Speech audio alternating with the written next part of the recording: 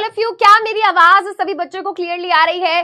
जल्दी से बताएंगे, एक बार बनाएंगे प्यारा सा sunflower in the chat and then हम स्टार्ट करेंगे बेटा हमारा आज का सेशन, जिसमें कि हम पढ़ने वाले हैं बायोलॉजी के थर्ड चैप्टर को, which is how do organisms reproduce. बच्चे कह रहे हैं हु इज शी, मैं भी यही देखकर सोच रही थी हु इज शी।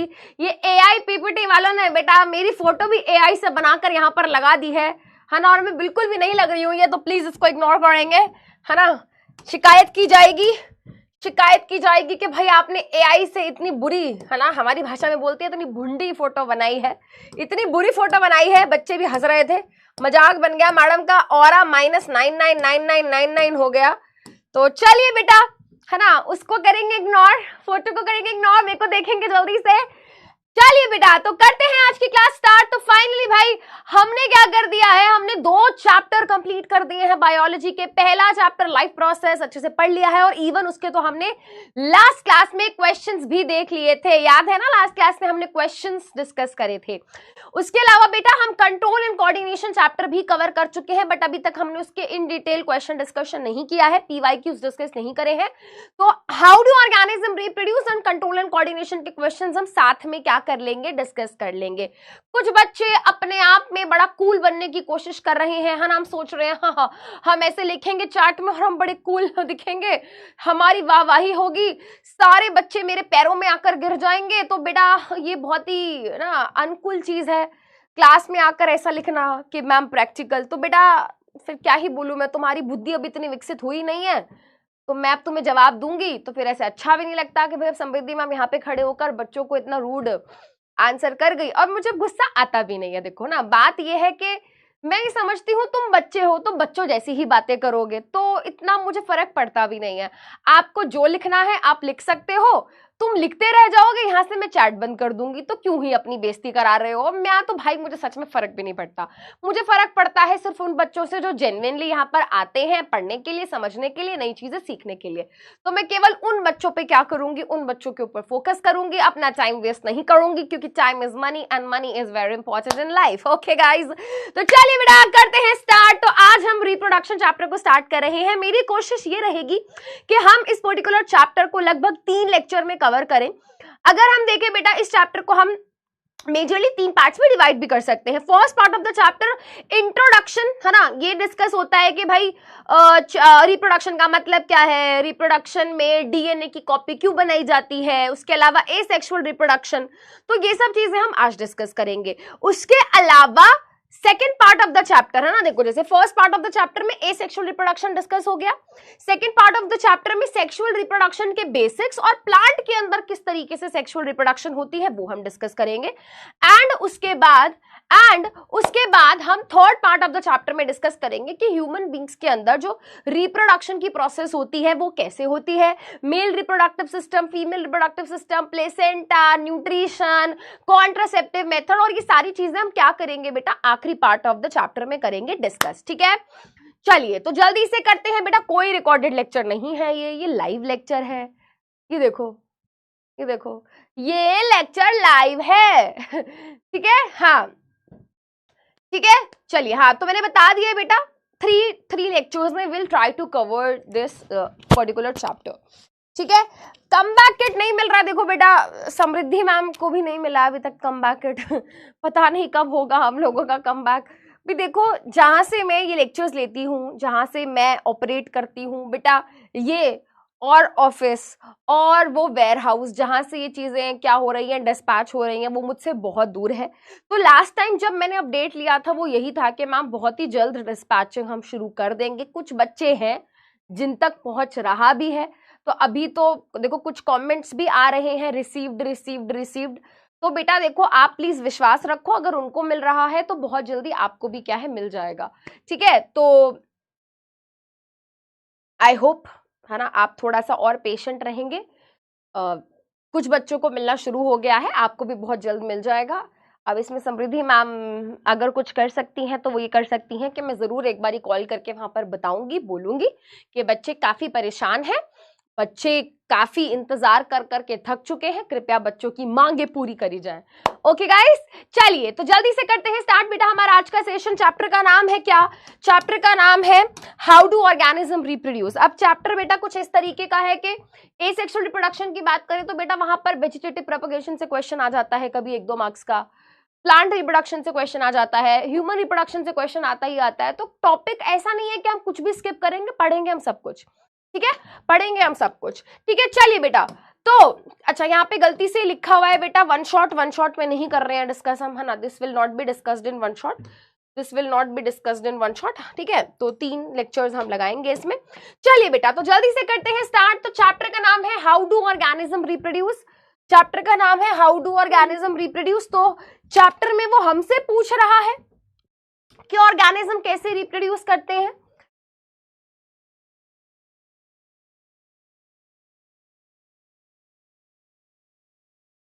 ठीक है, तो हम एक एक करके बेटा इस चैप्टर में यही डिस्कस करेंगे कि अलग अलग तरीके के ऑर्गेनिज्म किस तरीके से अलग अलग ऑर्गेनिज्म्स रिप्रोड्यूस करते हैं। बट सबसे पहले बेटा हमको समझना होगा कि रिप्रोडक्शन का मतलब क्या है। रिप्रोडक्शन एक ऐसी प्रोसेस होती है जिसके द्वारा कोई भी लिविंग ऑर्गेनिज्म, रिप्रोडक्शन एक ऐसी प्रोसेस होती है बेटा जिसके द्वारा कोई भी लिविंग ऑर्गेनिज्म अपने जैसे और नए इंडिविजुअल्स बनाता है ना। हम कब कहेंगे कि यार इस ऑर्गेनिज्म ने रिप्रोड्यूस कर दिया? जब हम देखेंगे कि अरे इसने अपने जैसा एक और बना दिया, इसने अपने जैसा एक और बना दिया, राइट। तो रिप्रोडक्शन क्या है? एक प्रोसेस है जिसके द्वारा कोई भी लिविंग ऑर्गेनिज्म, चाहे वो ह्यूमन बीइंग हो, चाहे वो डॉगू हो, है ना, डॉगू हो, चाहे कैटू हो, मतलब कुल मिला के भाई कहने की बात यह है कोई भी लिविंग ऑर्गेनिज्म है, ह्यूमन बीइंग है, कोई भी एनिमल है, प्लांट है, फंजाई है, बैक्टीरिया है, अमीबा है, पैरामीशियम है, कोई भी लिविंग ऑर्गेनिज्म जब अपने जैसा एक और नया इंडिविजुअल बना देता है तो उस प्रोसेस को हम बोलते हैं रिप्रोडक्शन, ठीक है। चलो अब बेटा यहां पर एक लाइन लिखी हुई है, रिप्रोडक्शन एक लाइफ प्रोसेस नहीं है, reproduction is not a life process, ठीक है। सबसे पहले याद करो लाइफ प्रोसेस का मतलब क्या होता है। लाइफ प्रोसेसेस वो प्रोसेसेस होती हैं जिसकी वजह से कोई भी लिविंग ऑर्गेनिज्म जिंदा रह पाता है। फॉर एग्जाम्पल, अगर हम न्यूट्रिशन नहीं करेंगे तो हम मर जाएंगे, खाना नहीं खाएंगे तो मर जाएंगे, रेस्पिरेशन नहीं करेंगे तो क्या होगा, रेस्पिरेशन नहीं करेंगे तो बॉडी में एटीपी नहीं बनेगा, एनर्जी नहीं बनेगी और हम मर जाएंगे। हमारी बॉडी में ट्रांसपोर्टेशन नहीं होगा, एक्सक्रीशन नहीं होगा। तो कुल मिला के बात यह है कि अगर हमारी बॉडी में न्यूट्रिशन, रेस्पिरेशन, ट्रांसपोर्टेशन, एक्सक्रीशन नहीं होता है तो हम मर जाते हैं। इन्हीं प्रोसेस की वजह से हम सर्वाइव कर पाते हैं, राइट। तो जिन प्रोसेसेस की वजह से हम सर्वाइव कर पाते हैं उन प्रोसेसेस को हम क्या बोलते हैं? Life process. यहां पर क्या लिखा है? यहां पर लिखा है कि भाई रिप्रोडक्शन एक लाइफ प्रोसेस नहीं है। मतलब कि अगर भाई किसी लिविंग ऑर्गेनिज्म ने बच्चे पैदा नहीं करे तो मर थोड़ी जाएगा, थोड़ी ना कहेगा कोई ना डॉक्टर पकड़ के अरे भाई तुमने तो बच्चे पैदा नहीं करे, अब तुम्हें मरना पड़ेगा। ऐसा नहीं होता। हमने कितने सारे बेटा ऐसे एग्जाम्पल्स देखते हैं, केस देखे हैं, लोग जिंदगी भर शादी नहीं करते हैं, जिंदगी भर लोग बच्चे पैदा नहीं करते हैं, तो मर थोड़ी ना गए, उनका सांस आनी थोड़ी ना बंद हो गई है ना। या फिर अनफॉर्चुनेटली कई बार ऐसा भी होता है कि that couples do try for children, है ना, बट उनके बच्चे नहीं हो पाते हैं, है ना, कुछ भी प्रॉब्लम्स हो जाती हैं। तो ऐसा नहीं है कि भाई कोई रिप्रोडक्शन नहीं करेगा, कोई बच्चे पैदा नहीं करेगा तो मर जाएगा, ठीक है। बट फिर भी रिप्रोडक्शन को एक बहुत ही इंपॉर्टेंट और महत्वपूर्ण प्रोसेस माना जाता है। वाई? पहला पॉइंट, रिप्रोडक्शन क्या करता है? इंश्योर करता है continuity of particular species on earth. ये क्या है भाई?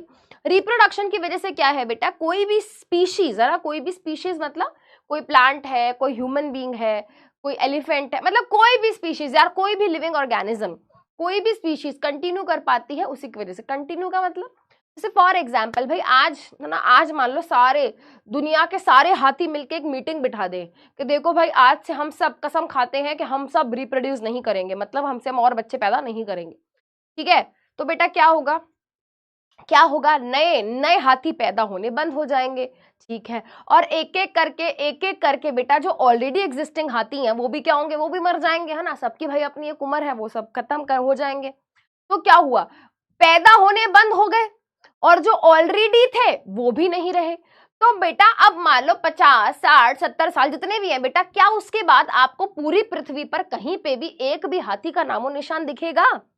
यस और नो में जवाब दो, यस और नो में जवाब दो। बेसिकली बेटा क्या उसकी पॉपुलेशन विलुप्त नहीं हो जाएगी क्या? बताओ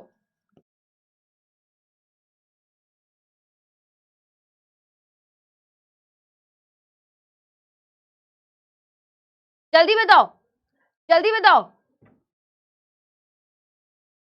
जल्दी बताओ, है ना। तो बेटा उसकी पॉपुलेशन तभी मेंटेन रह पाएगी ना, उसकी पॉपुलेशन तभी तो मेंटेन रह पाएगी। कौन से बच्चे जो कह रहे हैं हाँ हम हाथी बन जाएंगे मैडम, है वेरी गुड, बिल्कुल, है ना। तो कोई पॉपुलेशन कैसे रह पाएगी, पहले वाले हाथियों ने क्या कर दिया, रिप्रोड्यूस करना बंद कर दिया, नए हाथी पैदा होने बंद हो गए, और जो ऑलरेडी थे वो मर गए। ठीक है, चलो समझ गए। चलो उसके अलावा बेटा रिप्रोडक्शन की वजह से क्या होता है, रिप्रोडक्शन की वजह से वेरिएशन आते हैं डीएनए में। रिप्रोडक्शन की वजह से क्या होता है, डीएनए में चेंजेस आते हैं, डीएनए में बदलाव आते हैं। ये कैसे होता है मैं भी आपको बताऊंगी। रिप्रोडक्शन की वजह से डीएनए में चेंजेस आते हैं, डीएनए में बदलाव आते हैं, जिसकी वजह से क्या होता है बेटा, जिसकी वजह से एक स्पीशीज जो है स्टेबल हो पाती है। इस पॉइंट को बेटा स्टार लगा लो, ये अभी मैं आपको आगे चल के एक्सप्लेन करूंगी। ठीक है, it helps in evolution of the species. अब बेटा जब ऑर्गेनिज्म रिप्रोड्यूस करते जाते हैं और नए ऑर्गेनिज्म बनते जाते हैं, है ना, तो क्या होता है बेटा, स्पीशीज इवॉल्व करती हैं। जैसे कि फॉर एग्जांपल तुम अपना ही एग्जांपल ले लो बेटा, है ना। आज हम कुछ इस तरीके के ऑर्गेनिजम्स हैं, बेटा, बट किसी टाइम पे बेटा हम ऐसे थे, फिर हम ऐसे हुए, फिर हम इवॉल्व होते, है ना, इस स्थिति पर हम आ चुके हैं। तो ऑर्गेनिजम्स जो है बेटा वो क्या करते हैं, वो इवॉल्व करते हैं। ऑर्गेनिजम्स जो है बेटा वो क्या करते हैं, ऑर्गेनिजम्स इवॉल्व करते हैं, है ना। और वो किस वजह से कर पाते हैं, बिकॉज ऑफ द रिप्रोडक्शन की प्रोसेस। रिप्रोडक्शन की प्रोसेस के कारण ही क्या होता है, ऑर्गेनिज्म इवॉल्व कर पाते हैं, है ना, अपने अंदर और नए बेटर फीचर्स आते हैं, राइट। चलिए बेटा, अब बेटा इस वाले पॉइंट को मैं यहाँ पर डिस्कस कर रही हूँ, ये इसके ऊपर पेपर में क्वेश्चन भी आता है, ध्यान से सुनेंगे। देखो बेटा, एक बेसिक चीज होती है, हमारी एनसीईआरटी के अंदर एक शब्द लिखा हुआ है that DNA is the blueprint of life. अगर एनसीईआरटी है तो एनसीईआरटी खोल लो, ठीक है, और अगर एनसीईआरटी नहीं है तो बेटा तुम छोड़ दो पढ़ाई लिखाई, क्योंकि तुम्हारे 2 महीने बाद, 2 महीने भी नहीं बचे हैं, तुम्हारा बोर्ड का एग्जाम है और तुम्हारे पास एनसीईआरटी नहीं है, तो फिर क्या ही करोगे तुम। चलो बेटा, यहाँ पे हमारी एनसीईआरटी में एक चीज लिखी हुई है दैट डीएनए क्या है, डीएनए ब्लूप्रिंट है लाइफ का। ब्लूप्रिंट क्या होता है, ब्लूप्रिंट बेटा ऐसा कोई भी डॉक्यूमेंट, ऐसा कोई भी कागज, ऐसा कोई भी डॉक्यूमेंट होता है जिसके अंदर क्या होती है, सारी इंफॉर्मेशन होती है। ठीक है, ब्लूप्रिंट क्या होता है बेटा, ब्लूप्रिंट ऐसे कोई भी डॉक्यूमेंट, ऐसा कोई भी कागज जिसके अंदर सारी इंफॉर्मेशन होती है किसी भी चीज को बनाने की, राइट।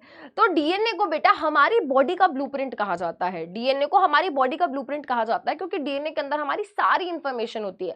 सारी इंफॉर्मेशन मतलब हमारी डीएनए के अंदर सारी इंफॉर्मेशन होती है, मतलब कि भाई देखो, मेरी नोज की शेप क्या होगी, मेरे ईयर्स की शेप क्या होगी, है ना, मेरी आंखों का कलर क्या होगा, है ना, मेरी आंखें ब्लैक है, ब्राउन है, ग्रीन है, गुलाबी आंखें तो नहीं है, है ना, बट कैसी भी आंखें होंगी, राइट।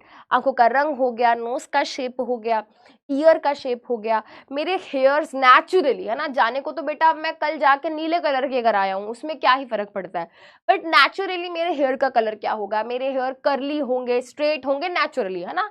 अब जाने को बेटा मैं स्पाइक खड़े करवा के आ जाऊं यहाँ पर, है ना, सेट वेट जेल, है ना, तो नेचुरली बता रही हूँ मैं। नेचुरली जब कोई पैदा होता है तो उसके बॉडी के फीचर्स जो होते हैं ना, उसकी बॉडी के internal as well as external features किस तरीके के होंगे, इस चीज की सारी इंफॉर्मेशन कहाँ पे होती है, डीएनए के अंदर होती है। आंखों का रंग, स्किन का eye colour, skin colour, nose की शेप, ईयर की शेप, लिप्स की शेप, मेरी आवाज कैसी होगी, इवन मेरा ब्लड ग्रुप क्या होगा। वैसे मेरा ब्लड ग्रुप AB पॉजिटिव है guys, I am a universal acceptor. तो कहीं पे मैं मर जाऊं, कहीं पे मेरे को खून की कमी पड़े तो प्लीज आके डोनेट कर देना, यूनिवर्सल एक्सेप्टर हूं मैं, ठीक है। तो क्या कह रही थी मैं, तो ईच एंड एवरी इंफॉर्मेशन हमारी बॉडी की कैसी होगी, ये सारी चीजें कहाँ पे प्रेजेंट होती हैं बेटा, ये सारी चीजें प्रेजेंट होती हैं हमारे डीएनए के अंदर, ठीक है। अब जब भी डीएनए की बात आती है बेटा, तो डीएनए को लेकर 2 शब्द आते हैं जहां पर बच्चे बहुत कंफ्यूज रहते हैं। कई बार हम बोलते हैं कि यार हमारी बॉडी में सेल्स हैं, हमारी सेल के अंदर न्यूक्लियस है और न्यूक्लियस के अंदर क्रोमैटिन है। ये शब्द एनसीईआरटी में लिखा हुआ है, बट कहीं कहीं पे एनसीईआरटी में एक वर्ड लिखा हुआ है जहाँ पे लिखा है क्रोमोसोम। तो बच्चे बहुत कंफ्यूज रहते हैं बच्चे कि मैम डीएनए, क्रोमैटिन, क्रोमोसोम में क्या फर्क होता है, क्या ये दोनों अलग चीजें हैं? नहीं। देखो बेटा ये क्या हो गया, ये हो गया अपना सेल, ठीक है, ये हो गया बेटा अपना सेल, ठीक है, plasma membrane, what is this? This is plasma membrane. What is this? This is nucleus. Nucleus के अंदर क्या होता है बेटा? आपने बचपन में पढ़ा, न्यूक्लियस के अंदर डीएनए होता है और क्रोमोसोम्स होते हैं. बट फिर ये क्रोमैटिन क्या है? देखो बेटा, अगर ये डीएनए का धागा कुछ इस तरीके से क्या है, स्कैटर्ड है.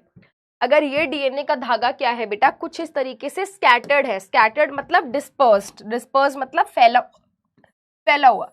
अगर डीएनए का धागा बेटा क्या है, कुछ इस तरीके से फैला हुआ है, तो हम बोल देते हैं क्रोमैटिन. हम उसको नाम दे देते हैं क्रोमैटिन. क्या नाम दे देते हैं? क्रोमैटिन. अगर डीएनए का धागा, डीएनए कुछ इस तरीके का स्ट्रक्चर होता है, पता है ना, हमारा डीएनए कुछ ऐसा होता है. इसको बोलते हैं डबल स्ट्रैंडेड. डबल मतलब एक धागा ये और दूसरा धागा ये. Double stranded. डबल मतलब दो, स्ट्रैंडेड मतलब धागे. तो डीएनए बेसिकली क्या है? डीएनए एक इस तरीके का धागे जैसा स्ट्रक्चर होता है, हमारे न्यूक्लियस के अंदर पाया जाता है. और हमारा जो डीएनए होता है, अगर वो इस तरीके से क्या है, फैला हुआ है, अगर वो इस तरीके से फैला हुआ है, स्कैटर्ड है, तो हम बोल देते हैं क्रोमैटिन. अब बेटा, जरूरी नहीं है कि हमेशा ये इस तरीके से फैला रहेगा. जरूरी नहीं है कि ये हमेशा इस तरीके से क्या रहेगा, फैला रहेगा. एक्चुअली में होता क्या है, जब हमारा सेल क्या करता है, डिवाइड करता है. डिवाइड करने का मतलब अपने जैसे और नए सेल्स बनाता है. जब सेल अपने जैसे और नए सेल बनाता है तो उस प्रोसेस को हम बोलते हैं सेल डिवीजन. तो जब हमारा सेल डिवाइड करता है तो उस टाइम पे ये धागा जो इस तरीके से फैला हुआ है, ये क्या करता है, खुद को कॉइल करता है, खुद को कंडेंस करता है. कॉइल, कॉइल का मतलब समझते हो, फिजिक्स पढ़ते हो ना बेटा, फिजिक्स में कॉइल बनाते होगे ना, फिजिक्स में कॉइल बनाते होगे, तो कॉइल आप ऐसे बनाते हो, है ना. तो यही डीएनए का धागा बेटा, सुनेंगे समझेंगे, यही डीएनए का धागा बेटा, है ना, यही डीएनए का धागा क्या करता है, जो पहले क्रोमैटिन फॉर्म में था. ध्यान से सुनेंगे, ध्यान से सुनेंगे बेटा.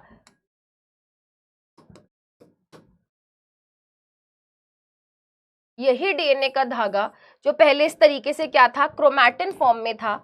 जब सेल ने क्या किया, जब सेल ने सेल डिवीजन करनी स्टार्ट करी, सेल ने कहा कि भाई मैं तो सेल डिवीजन करूंगा, सेल डिवीजन करनी स्टार्ट करी, तो इसने क्या करा बेटा, खुद की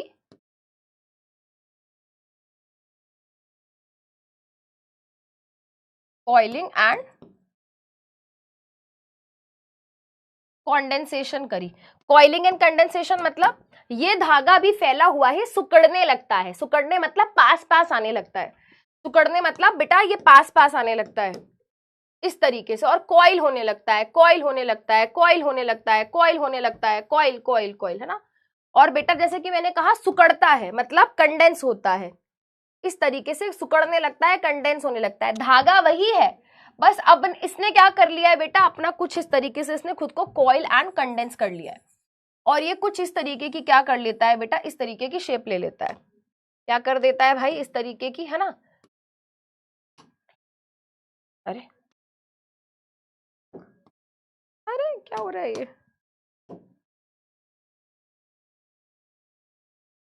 है ना.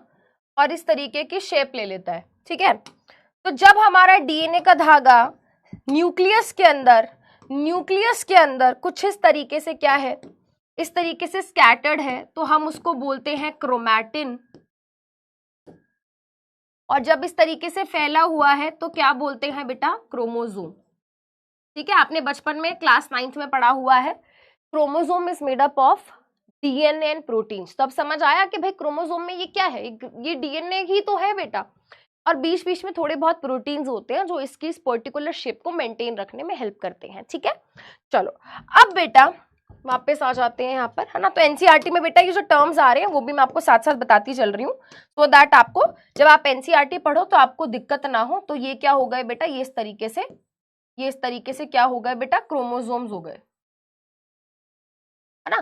क्या आप मुझे बता सकते हो कि ह्यूमन सेल के अंदर टोटल कितने क्रोमोसोम्स होते हैं? क्या आप मुझे बता सकते हो कि एक सिंगल ह्यूमन सेल के अंदर टोटल कितने क्रोमोसोम्स होते हैं? ह्यूमन सेल के अंदर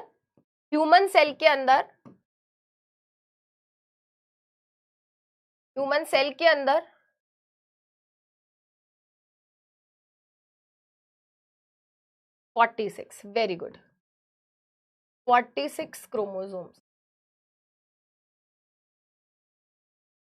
इनको कहीं कहीं पे 23 पेयर्स भी बोला जाता है, क्योंकि ये जोड़े में होते हैं, है ना, क्योंकि ये जोड़े में होते हैं। देखो इन दोनों का पेयर है, इन दोनों का पेयर है, इन दोनों का पेयर है, एंड सो ऑन। ठीक है, 23 पेयर्स या फिर 46 टोटल। ठीक है, चलो अच्छा, अब बेटा एक छोटा सा डिस्कशन और करते हैं, जो कि है वेरिएशंस के ऊपर। यहां पर मैंने बोला, यहां पर बेटा मैंने बोला, सुनना बेटा ध्यान से सुनना, यहां पे मैंने बोला कि जब कोई भी ऑर्गेनिज्म रिप्रोड्यूस करता है तो डीएनए में चेंजेस आते हैं। मैंने क्या कहा, मैंने कहा कि जब कोई भी ऑर्गेनिज्म क्या करता है, रिप्रोड्यूस करता है, तो उसके डीएनए में चेंजेस आते हैं। अब ये सुनने में बहुत ही अजीब लग रहा है कि मैम ऐसा कैसे हो सकता है। देखो बेटा, थोड़ा दिमाग चलाना पड़ेगा, ठीक है, थोड़ा सा दिमाग चलाना पड़ेगा, थोड़ा ही चलाना है, मुझे पता है थोड़ा ही है तुम्हारे पास, थोड़ा ही चला लो। देखो बेटा, आप सबसे पहले ये बताओ, यहां पर एक लाइन लिखी हुई है, उसको रीड करो। Reproduction involves formation of new sales. क्या लिखा है यहां पर? यहां पर लिखा है कि रिप्रोडक्शन में क्या होता है, नए सेल्स का फॉर्मेशन होता है। मैं बहुत आराम से पढ़ाऊंगी बेटा, क्योंकि ये एक ऐसा टॉपिक है, जैसे ही बच्चा एनसीईआरटी खोलता है रिप्रोडक्शन चैप्टर पढ़ने के लिए, स्टार्टिंग के 4 पैराग्राफ जो है ना, बच्चे को एक्चुअली खून के आंसू निकाल देता है। वो चार पैराग्राफ ऐसे हैं बेटा, बच्चा उन 4 पैराग्राफ को देखते ही ना किताब बंद कर देता और बोल देता है भाई मेरे को नहीं समझ आ रहा क्या लिखा है ये। इवेंचुअली बात का टॉपिक इजी है, बाइनरी फिजन, है ना, binary fission, multiple fission, budding, region, ये सब इजी है, ये सब तो तुम कर ही लोगे, उसमें तो कुछ है ही नहीं बेटा, समझने वाले टॉपिक ये है। तो प्लीज आप इन पे ध्यान दो भाई, मेरे को पता है बाइनरी फिजन में क्या ही समझ लोगे तुम मुझसे, वो तो तुम बचपन में भी पढ़कर आए हो। भाई मेरी जरूरत तुमको इसलिए है क्योंकि ये तुम्हें एनसीईआरटी में नहीं समझ आएगा, एनसीईआरटी में बेटा समझ नहीं आएगा ये। ठीक है, तो प्लीज इस पे ध्यान देना, इसीलिए मैंने चैट बंद करी हुई है। ठीक है, चलो देखो बेटा, तो यहां पर क्या है, यहां पर लिखा हुआ है कि रिप्रोडक्शन में क्या होता है, नए सेल्स की फॉर्मेशन होती है। आप बताओ क्यों भाई, क्यों भाई नए सेल्स की फॉर्मेशन क्यों होगी? अब बात बताओ बेटा, रिप्रोडक्शन कोई भी ऑर्गेनिज्म क्यों कर रहा है? रिप्रोडक्शन कोई भी ऑर्गेनिज्म इसलिए कर रहा है क्योंकि उसको नया ऑर्गेनिज्म बनाना है। ऑर्गेनिज्म किससे मिलकर बनता है? ऑर्गेनिज्म किससे मिलकर बनता है बताओ? देखो बेटा, अभी तुम्हारे सारे तुम्हें कॉन्सेप्ट का फील दिलवा दूंगी मैं। देखो, कोई भी ऑर्गेनिज्म किससे मिलकर बनता है मैम? कोई भी ऑर्गेनिज्म अलग अलग ऑर्गन सिस्टम से मिलकर बनता है। अगर हम ह्यूमन बॉडी की भी बात करें तो हमारी body digestive system, respiratory system, excretory system, circulatory system से मिलकर बनी है। सही बात है। ये ऑर्गन सिस्टम किससे मिलकर बने हैं? तो मैम ये ऑर्गन सिस्टम अलग अलग ऑर्गन से मिलकर बने हैं। जैसे कि डाइजेस्टिव सिस्टम में हमारा माउथ है, फूड पाइप है, स्टमक है, स्मॉल इंटेस्टाइन है। Very good. ये ऑर्गन किससे मिलकर बने हैं? तो मैम जो ऑर्गन होते हैं वो अलग अलग टिश्यूज से मिलकर बने होते हैं। अलग अलग टिश्यूज जैसे कि epithelial tissue, nervous tissue, connective tissue, muscular tissue. ठीक है, सही बात है। अब ये टिश्यू किससे मिलकर बनते हैं? अरे मैम टिश्यू तो सेल से मिलकर बनते हैं। सही बात है। रिप्रोडक्शन कोई भी ऑर्गेनिज्म क्यों कर रहा है? कोई भी ऑर्गेनिज्म रिप्रोडक्शन इसलिए कर रहा है क्योंकि उसको क्या बनाना है, उसको एक नया ऑर्गेनिज्म बनाना है अपने जैसा। तो तुम बेटा एक ह्यूमन का एग्जाम्पल ले लो, है ना, वो तुमको रिलेटेबल भी लगेगा, वो तुम्हें समझ भी आएगा। ठीक है, देखो कोई भी ऑर्गेनिज्म रिप्रोडक्शन क्यों कर रहा है? कोई भी ऑर्गेनिज्म रिप्रोडक्शन इसलिए कर रहा है क्योंकि उसको अपने जैसा नया ऑर्गेनिज्म बनाना है। तो सबसे पहले बेटा इस बात को समझो, नया ऑर्गेनिज्म बनाने के लिए उसको ऑर्गन सिस्टम बनाने पड़ेंगे। ऑर्गन सिस्टम बनाने के लिए उसको ऑर्गन बनाना पड़ेगा। ऑर्गन बनाने के लिए उसको टिश्यू बनाने पड़ेंगे, और टिश्यू तब बनेंगे जब सेल बनेगा। उल्टा सोचो, अगर कोई भी ऑर्गेनिज्म चाहता है कि भाई मैं रिप्रोडक्शन कर लूं, तो सबसे पहले क्या करेगा? सेल बनाएगा, है ना। पहले वो एक सेल बनाएगा, फिर उस एक सेल से 2 बनेंगे, 2 से 4 बनेंगे, 4 से 8 बनेंगे, 8 से 16, 32, 64, है ना, 128, 256, करते करते हजारों सेल का ग्रुप बनेगा, टिश्यू बनेंगे, टिश्यू से ऑर्गन बनेंगे, ऑर्गन से ऑर्गन सिस्टम बनेंगे, ऑर्गन सिस्टम से ऑर्गेनिज्म बनेगा। ये बात सभी बच्चों को समझ आ गई? तो सबसे पहला स्टेप, कोई भी ऑर्गेनिज्म बेटा, चाहे ह्यूमन बीइंग है, चाहे प्लांट है, चाहे अमीबा है, चाहे पैरामीशियम है, कोई भी लिविंग ऑर्गेनिज्म जब रिप्रोड्यूस करता है तो उसका सबसे पहला स्टेप क्या होता है कि वो एक सेल बनाता है। वो क्या करता है बेटा? वो एक नया सेल बनाएगा। उसी सेल की मदद से क्या होगा? नया ऑर्गेनिज्म बनेगा। ह्यूमन बीइंग का एग्जांपल ले लो भाई, लो ह्यूमन बीइंग का एग्जांपल ले लो। ह्यूमन बीइंग्स के केस में क्या होता है बेटा? ह्यूमन बीइंग्स के केस में एक फीमेल पेरेंट होती है जिसको हम मदर बोलते हैं, है ना, और एक मेल पेरेंट होता है जिसको फादर बोलते हैं। फीमेल पेरेंट की बॉडी के अंदर एक सेल बनता है जिसका नाम होता है एग सेल।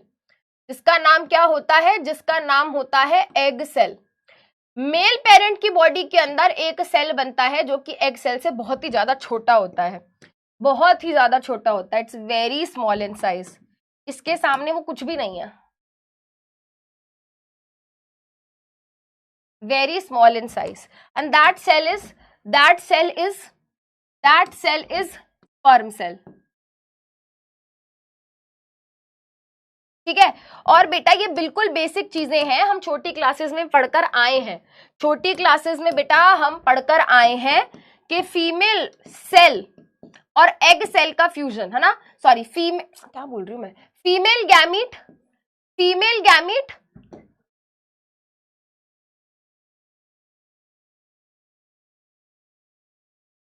ये दिख रहा है, हाँ दिख रहा होगा,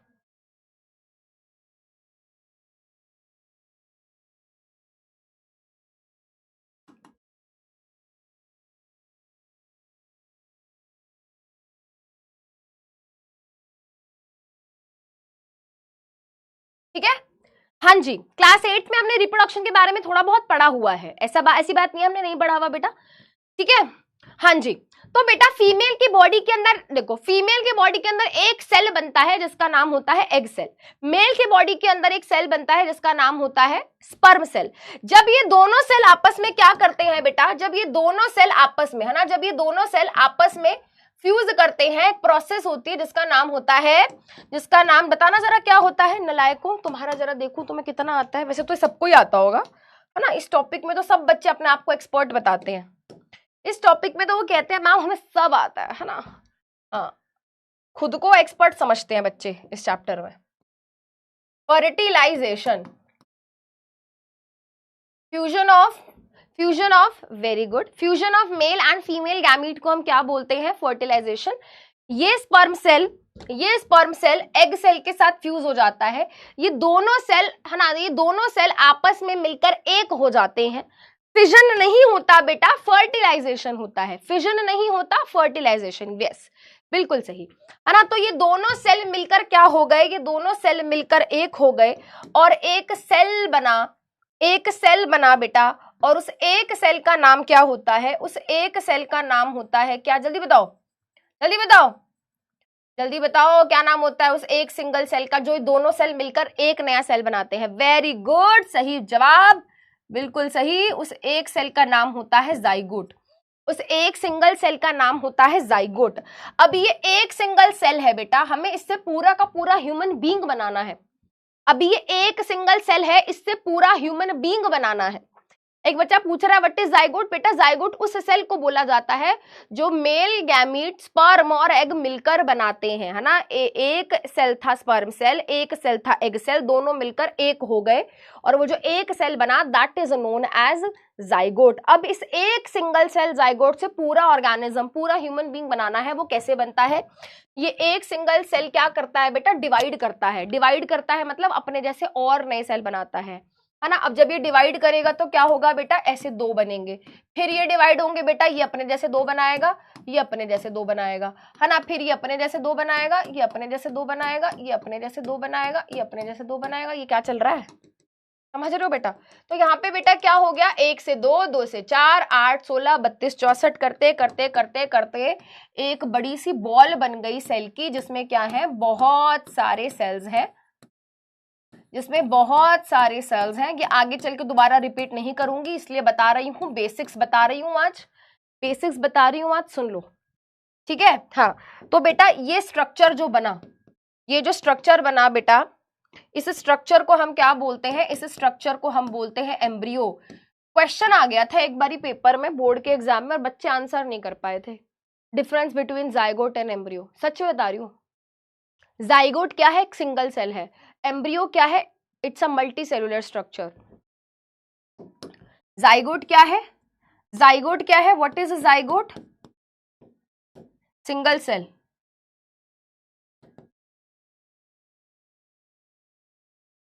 ये क्या है बेटा, it is a group of cells, ठीक है। ये कब बनता है, formed after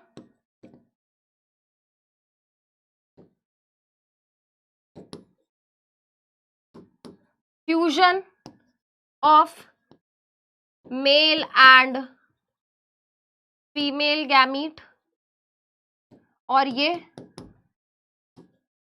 formed due to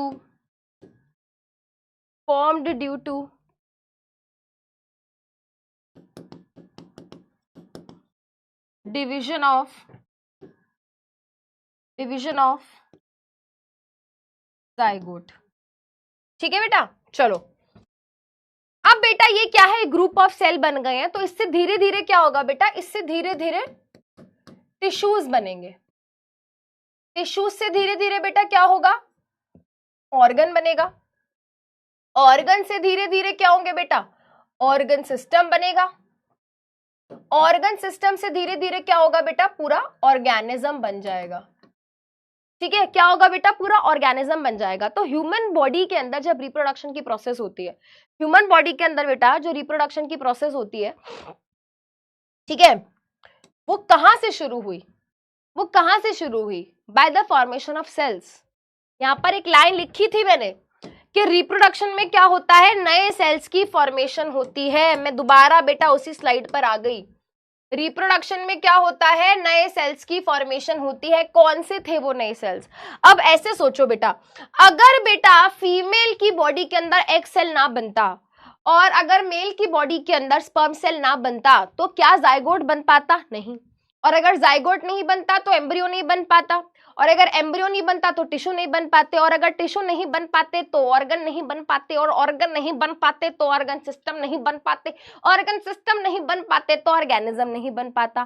तो ऑर्गेनिज्म बनाने के लिए ऑर्गन सिस्टम बनाना पड़ेगा, उसके लिए ऑर्गन बनाने पड़ेंगे, टिश्यूज बनाने पड़ेंगे, एम्ब्रियो बनाना पड़ेगा और जाइगोट बनाना पड़ेगा। जाइगोट बनाने के लिए क्या चाहिए?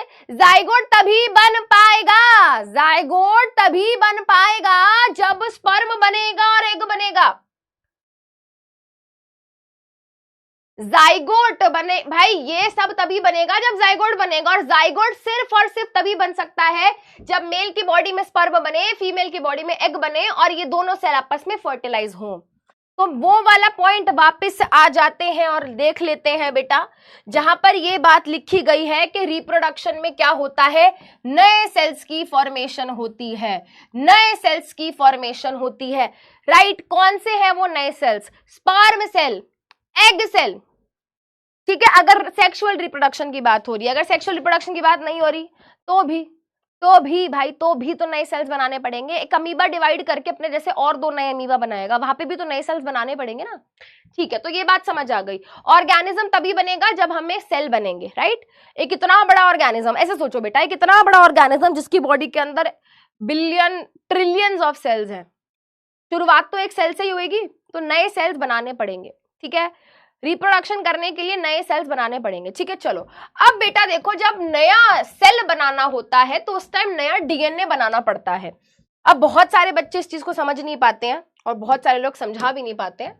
इसको ऐसे समझना बेटा, इसको ऐसे समझना, देखो बेटा, मान लो ये क्या है, ये एक सेल है और ये उसके अंदर का न्यूक्लियस है, ये उसके अंदर का क्या है, न्यूक्लियस है। सुंदर सा बनाऊंगी,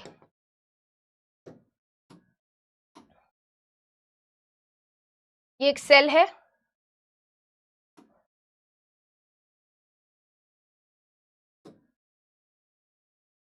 और ये न्यूक्लियस है, और मान लेते हैं बेटा हमने इसके अंदर क्या बनाया हुआ है, मान लेते हैं बेटा हमने इसके अंदर डीएनए बनाया हुआ है। ठीक है, हमने इसके अंदर डीएनए बनाया हुआ है।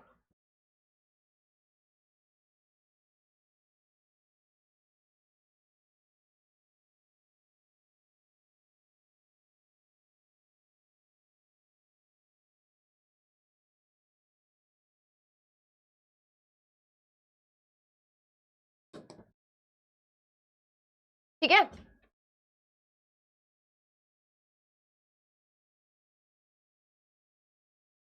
ये क्या बनाया मैंने, डीएनए। सेल के अंदर क्या होगा, सेल ऑर्गेनेलीज होंगे बेटा, है ना, जैसे कि बेटा माइटोकॉन्ड्रिया होगा, गोल्जी बॉडी होगी, एंडोप्लाज्मिक रेटिकुलम होगा, बहुत सारे सेल ऑर्गेनेलीज भी क्या होंगे, सेल के अंदर होंगे। हमने क्या कहा कि रिप्रोडक्शन करने के लिए नए सेल्स बनाने पड़ेंगे। जब रिप्रोडक्शन करने के लिए नए सेल्स बनाने पड़ेंगे तो बेटा कैसे बनता है नया सेल, जल्दी बताओ, कोई भी नया सेल कैसे बनता है? कोई भी नया सेल कैसे बनता है? जब पहले से एक सेल रहता है और जब वो डिवाइड करता है नया सेल बनता है। आई डोंट नो कितने बच्चों को याद है, क्लास 9th में एक सेल थ्योरी करके एक चीज पढ़ाई जाती है, यहाँ पे ये बोलते हैं all new sales arise from pre existing cells. ठीक है बेटा, अब ये सेल क्या करेगा? डिवाइड करेगा। नए सेल्स बनाने के लिए क्या करना पड़ेगा? एक सेल होगा बेटा, उसको डिवाइड कराना पड़ेगा। अब जब ये सेल क्या करेगा बेटा? डिवाइड करेगा। आप ऐसे सोचना, जब ये सेल क्या करेगा? डिवाइड करेगा, तो ये कोशिश करेगा कि मैं अपने सामान को क्या कर दूं? मैं अपने सामान को इक्वली डिस्ट्रीब्यूट कर दूं, है ना, मैं अपने सामान को इक्वली डिस्ट्रीब्यूट कर दूं। बट प्रॉब्लम सारी यहाँ पर ये है कि यार ये जो सेल के अंदर क्या है? डीएनए है। ये जो सेल के अंदर क्या है बेटा? डीएनए है। ये केवल एक ही है, और अगर इसने अपना डीएनए इसको दे दिया तो इसको क्या मिलेगा? तो मैडम फिर एक काम करो, इसको दे दो। अरे अगर इसको दे दिया तो इसको क्या मिलेगा? सोचो जरा, इसके पास, इसके न्यूक्लियस में एक ही डीएनए है। अगर वो डीएनए इसने इसको दे दिया तो भाई ये बेचारा अकेला रह जाएगा, इसको कुछ नहीं मिल पाएगा। और अगर इसको दे दिया तो इसको नहीं मिल पाएगा। तो अब कुछ बच्चे कहेंगे मैम एक काम करो, आधा आधा दे दो। बेटा ऐसे सोचो तुम, हाँ, मैं बोलूं कि बेटा, है ना, मैं कुछ तो पढ़ा होगा यहाँ पर,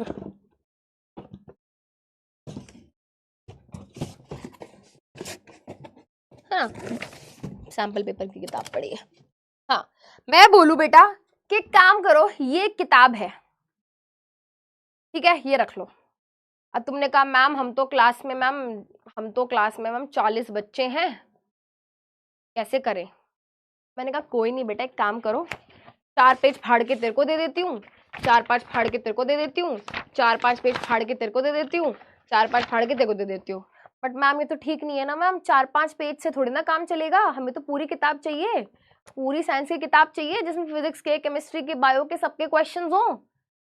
फिर क्या करें? मैम कुछ सोचो, कुछ जुगाड़ लगाना पड़ेगा मैम, कुछ जुगाड़ लगाना पड़ेगा।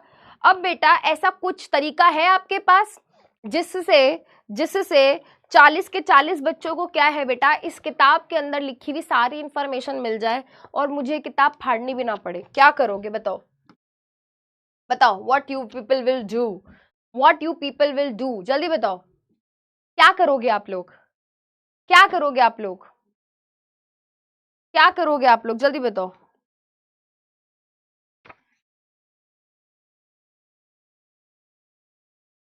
हैं, बताओ। कॉपी बनाओगे, वेरी गुड, बहुत सही, फोटो कॉपी। मैम आप एक काम करो, ये हमको दे दो, हम इसकी फोटो कॉपी करा लेंगे मैम, 40 कॉपी करा लेंगे इसकी, सब आपस में बांट लेंगे, सब एकदम खुशी का माहौल, वेरी गुड, है ना। जीरोक्स करोगे, है ना मैम, ऐसे मत करो कि 10-10 पेज, 4-4 पेज सबको बांटने की बजाय आप एक काम करो मैम, एक बार हमको ही दे दो, हम इसकी कॉपी करा लेंगे और आपस में बांट लेंगे। समझ, तुम्हें कॉन्सेप्ट समझ आ गया? वेरी गुड, है ना। इन सब चीजों में तो बहुत दिमाग चलता है तुम लोगों का, है ना, इसलिए मैं तो बेटा सेल भी यही सोचता है कि यार ये तो गलत हो जाएगा, है ना, अगर मैंने डीएनए का आधा टुकड़ा कर दिया तो फिर तो गलती हो जाएगी, है ना, ये तो चीज ठीक नहीं है ना, चीज ठीक नहीं है, क्योंकि डीएनए में इंफॉर्मेशन है, अगर आधी इंफॉर्मेशन है ना, मान लो अगर आधा डीएनए दे दिया तो आधी इंफॉर्मेशन यहाँ चली गई, इसका भी लॉस हो गया, और आधी इंफॉर्मेशन इसको मिल गई तो इसका भी लॉस हो गया।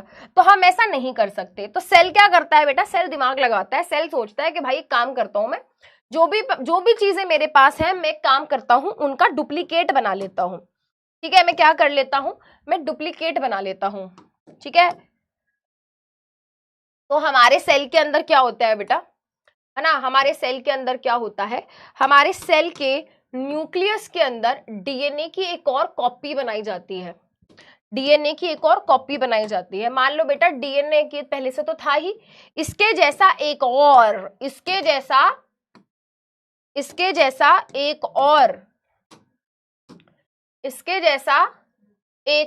डीएनए फोटोकॉपी, जैसे आप बेटा फोटोकॉपी बना लेते हो ना, वैसे ही एक और डीएनए की कॉपी बनाई जाती है।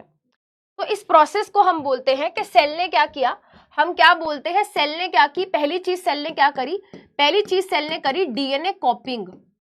पहली चीज सेल ने जो करी वो क्या है बेटा, डीएनए कॉपिंग। डीएनए की जब कॉपी बनाई जाती है, जब सेल के न्यूक्लियस के अंदर डीएनए की कॉपी बनाई जाती है, तो that process is known as DNA replication. ठीक है बेटा, इस प्रोसेस को एक और नाम दिया जाता है, एक टेक्निकल टर्म दिया जाता है, दैट इज डीएनए रेप्लिकेशन। ठीक है बेटा, दोनों का मतलब एक ही है, दोनों का मतलब एक ही है। ठीक है, क्या किया बेटा, हमारे न्यूक्लियस के अंदर हमने डीएनए की एक और कॉपी बना ली, एंड जब फिर सेल के अंदर इतना सब कुछ हो ही रहा था, तो सेल भी लाइक इतना खर्चा हो ही गया है मालिक, तो एक काम करते हैं, सेल ऑर्गेनेलीज का या सेल कंपोनेंट्स का, एनसीईआरटी में लिखा है सेल कंपोनेंट्स। ठीक है, सेल के कंपोनेंट्स मतलब सेल ऑर्गेनेलीज का भी डुप्लीकेट बनाया जाता है। तो यहां पर क्या होता है, यहां पर डुप्लीकेशन होता है of cell organelles. Cell organelles का डुप्लीकेशन किया जाता है। जब सेल ऑर्गेनेलीज का डुप्लीकेशन किया जाएगा तो भाई एक माइटोकॉन्ड्रिया ये पहले से था ही, है ना, इसके जैसा एक और बना लिया, ये गोल्जी बॉडी था ही, एक और गोल्जी बॉडी बना लिया, ईआर था ही और एक और ईआर बना लिया। तो अब क्या होगा, अब सब कुछ चीजें क्या हो गई हैं, डबल क्वांटिटी में हो गई हैं। तो अब जाके बेटा हमें और नए सेल्स जब डिवाइड करेंगे, जब एक्चुअली में हमारा क्या होगा बेटा, सेल डिवाइड होगा, तो यहां पर कोई दिक्कत होगी ही नहीं, है ना, कोई दिक्कत होगी ही नहीं। क्यों, क्योंकि ये वाला एक, अरे है ना, इसमें से एक डीएनए इसको मिल गया, एक डीएनए इसको मिल गया, नहीं मैम ये वाला इसको दे दो, ठीक है बेटा लो ये वाला इसको दे दो, चाहे इसको दे दो, किसी को भी कुछ भी दे दो, क्या फर्क पड़ता है। ठीक है, एक दूसरे के डुप्लीकेट ही तो है, एक दूसरे के डुप्लीकेट ही तो है। एक माइटोकॉन्ड्रिया इसको मिल गया, एक माइटोकॉन्ड्रिया इसको मिल गया, है ना, गोल्जी बॉडी इसको मिल गया, एक गोल्जी बॉडी इसको मिल गया, ईआर इसको मिल गया, ईआर इसको मिल गया। तो यहां पर हमने क्या किया बेटा, इक्वल डिस्ट्रीब्यूशन कराने के लिए, हमने क्या किया बेटा, डीएनए की कॉपी बनाई, डीएनए का रेप्लिकेशन किया, राइट। तो डीएनए कॉपिंग करी जाती है। तो यहाँ पे बेटा सेकंड पॉइंट देखो, नए सेल्स बनाने के लिए क्या किया, सबसे पहले बेटा रिप्रोडक्शन करवानी है तो नए सेल्स बनाने पड़ेंगे। अब नए सेल्स बनाने हैं तो हमें क्या पढ़ना पड़ेगा बेटा, नई कॉपी बनवानी पड़ेगी डीएनए की। ठीक है, अब बेटा जब नई कॉपी बनती है तो क्या हो जाता है, एरर्स हो जाते हैं डीएनए कॉपिंग के दौरान, है यस। अब देखो बेटा, आप अपना एग्जाम्पल मान के चलो, आपके साथ भी ऐसा होता होगा, आप एक दिन स्कूल नहीं गए तो आपने क्या किया, अपने दोस्त की नोटबुक तुम मांग कर ले आए कि भाई दोस्त ने जो भी लिखा हुआ है उस दिन का जो भी काम है मैं एक काम करूंगा, जो जो उसने काम किया है मैं एग्जैक्टली सेम छाप दूंगा, कॉपी कर लूंगा, मैं कॉपी कर लूंगा। बट तुम ठहरे, तुमने क्या किया, तुमने मस्त चलाए बेटा गाने, तुमने लगाए हेडफोन, है ना, तुमने पीछे बैकग्राउंड म्यूजिक में भाई बढ़िया गाने गुने चल रहे हैं और अपना तुम ना ना ना ना ना ना ना ना ना ना ना ना ना, है ना, तो बेटा क्या चल रहा है, म्यूजिक चल रहा है और काम भी चल रहा है, तो तुम क्या कर रहे हो, देख देख के लिख रहे हो, है ना, देख देख के लिख रहे हो। और ऐसा बेटा हम सबके साथ हो भी जाता है ना, ऐसा हम सबके साथ हो भी जाता है कि भी गलतियां हो जाती हैं, है ना, इंसान तो गलतियों का पुतला है ना। तो बेटा तो वैसे ही जब डीएनए की कॉपी बनाई जाती है, जब एक डुप्लीकेट डीएनए बनाया जाता है, जब एक डुप्लीकेट डीएनए बनाया जाता है तो एक्चुअली में होता क्या है, जब सेल के अंदर, न्यूक्लियस के अंदर, ये ऑलरेडी से हमारे पास क्या था, ऑलरेडी हमारे पास क्या था बेटा, ऑलरेडी हमारे पास एक डीएनए था। हमने क्या किया, हमने प्रोसेस करी, जिसको हमने बोला डीएनए रेप्लिकेशन या फिर डीएनए कॉपिंग। डीएनए कॉपिंग या डीएनए रेप्लिकेशन में क्या हुआ, हमने नया डीएनए बनाया, बट यहां पे क्या आ गए, एरर्स आ गए, errors during formation of new DNA. नया डीएनए बनाने के चक्कर में क्या हुआ, जल्दी के चक्कर में कई बारी क्या होता है, डीएनए बेटा मैं बहुत आराम से पढ़ा रही हूँ, बहुत जैसे नॉर्मली उड़ान बैच में पढ़ाती हूँ ना वैसे पढ़ा रही हूँ, तो सुन लो, ठीक है। तो नया डीएनए बनाने के चक्कर में क्या हुआ भाई, नया डीएनए बनाने के चक्कर में एरर्स हो गए, एरर्स मतलब गलती हो गई। जैसे आप अपना एग्जाम्पल लो बेटा, आप अपना एग्जाम्पल लो, मान लो 1, है ना, जैसे मान लो बेटा, है ना, 1 2 3 4 5, ठीक है, एक सीक्वेंस लिखा हुआ था, है ना, मान लो बेटा एक सीक्वेंस लिखा हुआ था 1 2 3 4 5, अब गलती हो गई है ना, गानों में ध्यान था, है ना, गलती हो गई, हमने क्या किया 1 2 3 4 5 की जगह 3 2 1 2 4 3 5 लिख दिया। ऐसा हो जाता है ना बेटा, ऐसा हो जाता है कि नहीं हो जाता? हमने नया डीएनए तो बना लिया, बट उसमें क्या हो गया, हमने एरर कर दिया, हमने गलती कर दी, 1 2 के बाद 4 3 5 ये हो गया, सीक्वेंस बदल गया है डीएनए का। हाँ मैम, डीएनए के अंदर का जो इंफॉर्मेशन थी उसका सीक्वेंस बदला कि नहीं बदला? बेटा एरर हो जाता है, गलती हो गई मालिक, गलती हो गई मालिक, गलती हो गई, है ना, तो सेल से गलती हो गई। अब एक्चुअली में बेटा मैं आपको अगर to be very very honest with you, इस तरीके से 1 2 3 4 नहीं होता बेटा, कोडिंग्स होती है ना, कोडिंग्स होती हैं, और वो होती हैं कोडिंग्स कुछ ऐसी ATTCA, इस तरीके से क्या होते हैं, कोड्स होते हैं हमारे डीएनए के अंदर बेटा, इस तरीके से कोड्स होते हैं। इसके बारे में आप क्लास 12th में पढ़ोगे, ठीक है, बट वो इसी तरीके के होते हैं ATGC, है ना, इस तरीके से इनका मतलब भी होता है बेटा। अगर आपको लग रहा है मैम ने अपनी मर्जी से कुछ भी लिख दिया है, नहीं, है ना, इन सब का अपना मतलब होता है, बट अब इतना वक्त नहीं है कि मैं तुम्हें बैठ के समझाऊं, ठीक है। एडेनिन, थाइमिन, गुआनिन, साइटोसिन ये सब होता है, बट छोड़ दो उन सब चीजों को अभी। तो अब बेटा मान लो जिस डीएनए, ये हमारा ओरिजिनल डीएनए है, हमने सोचा कि चलो, सेल ने सोचा कि चलो मैं क्या करता हूं, मैं इसका कॉपी बनाता हूं, मैं इसका एक डुप्लीकेट बनाता हूं। अब डुप्लीकेट बनाने के चक्कर में उसने जल्दीबाजी करी, जल्दीबाजी के चक्कर में क्या हो गया, उससे कोड गलत कॉपी हो गया। जैसे तुम नोटबुक में लिखते लिखते तुम गलती कर देते हो, है ना, इधर का वर्ड उधर कर दिया, उधर का वर्ड इधर आगे पीछे कर दिया, तो इससे भी बेटा क्या हो गई, गलती हो गई। और यहाँ पे क्या हो गया बेटा, ATCAG,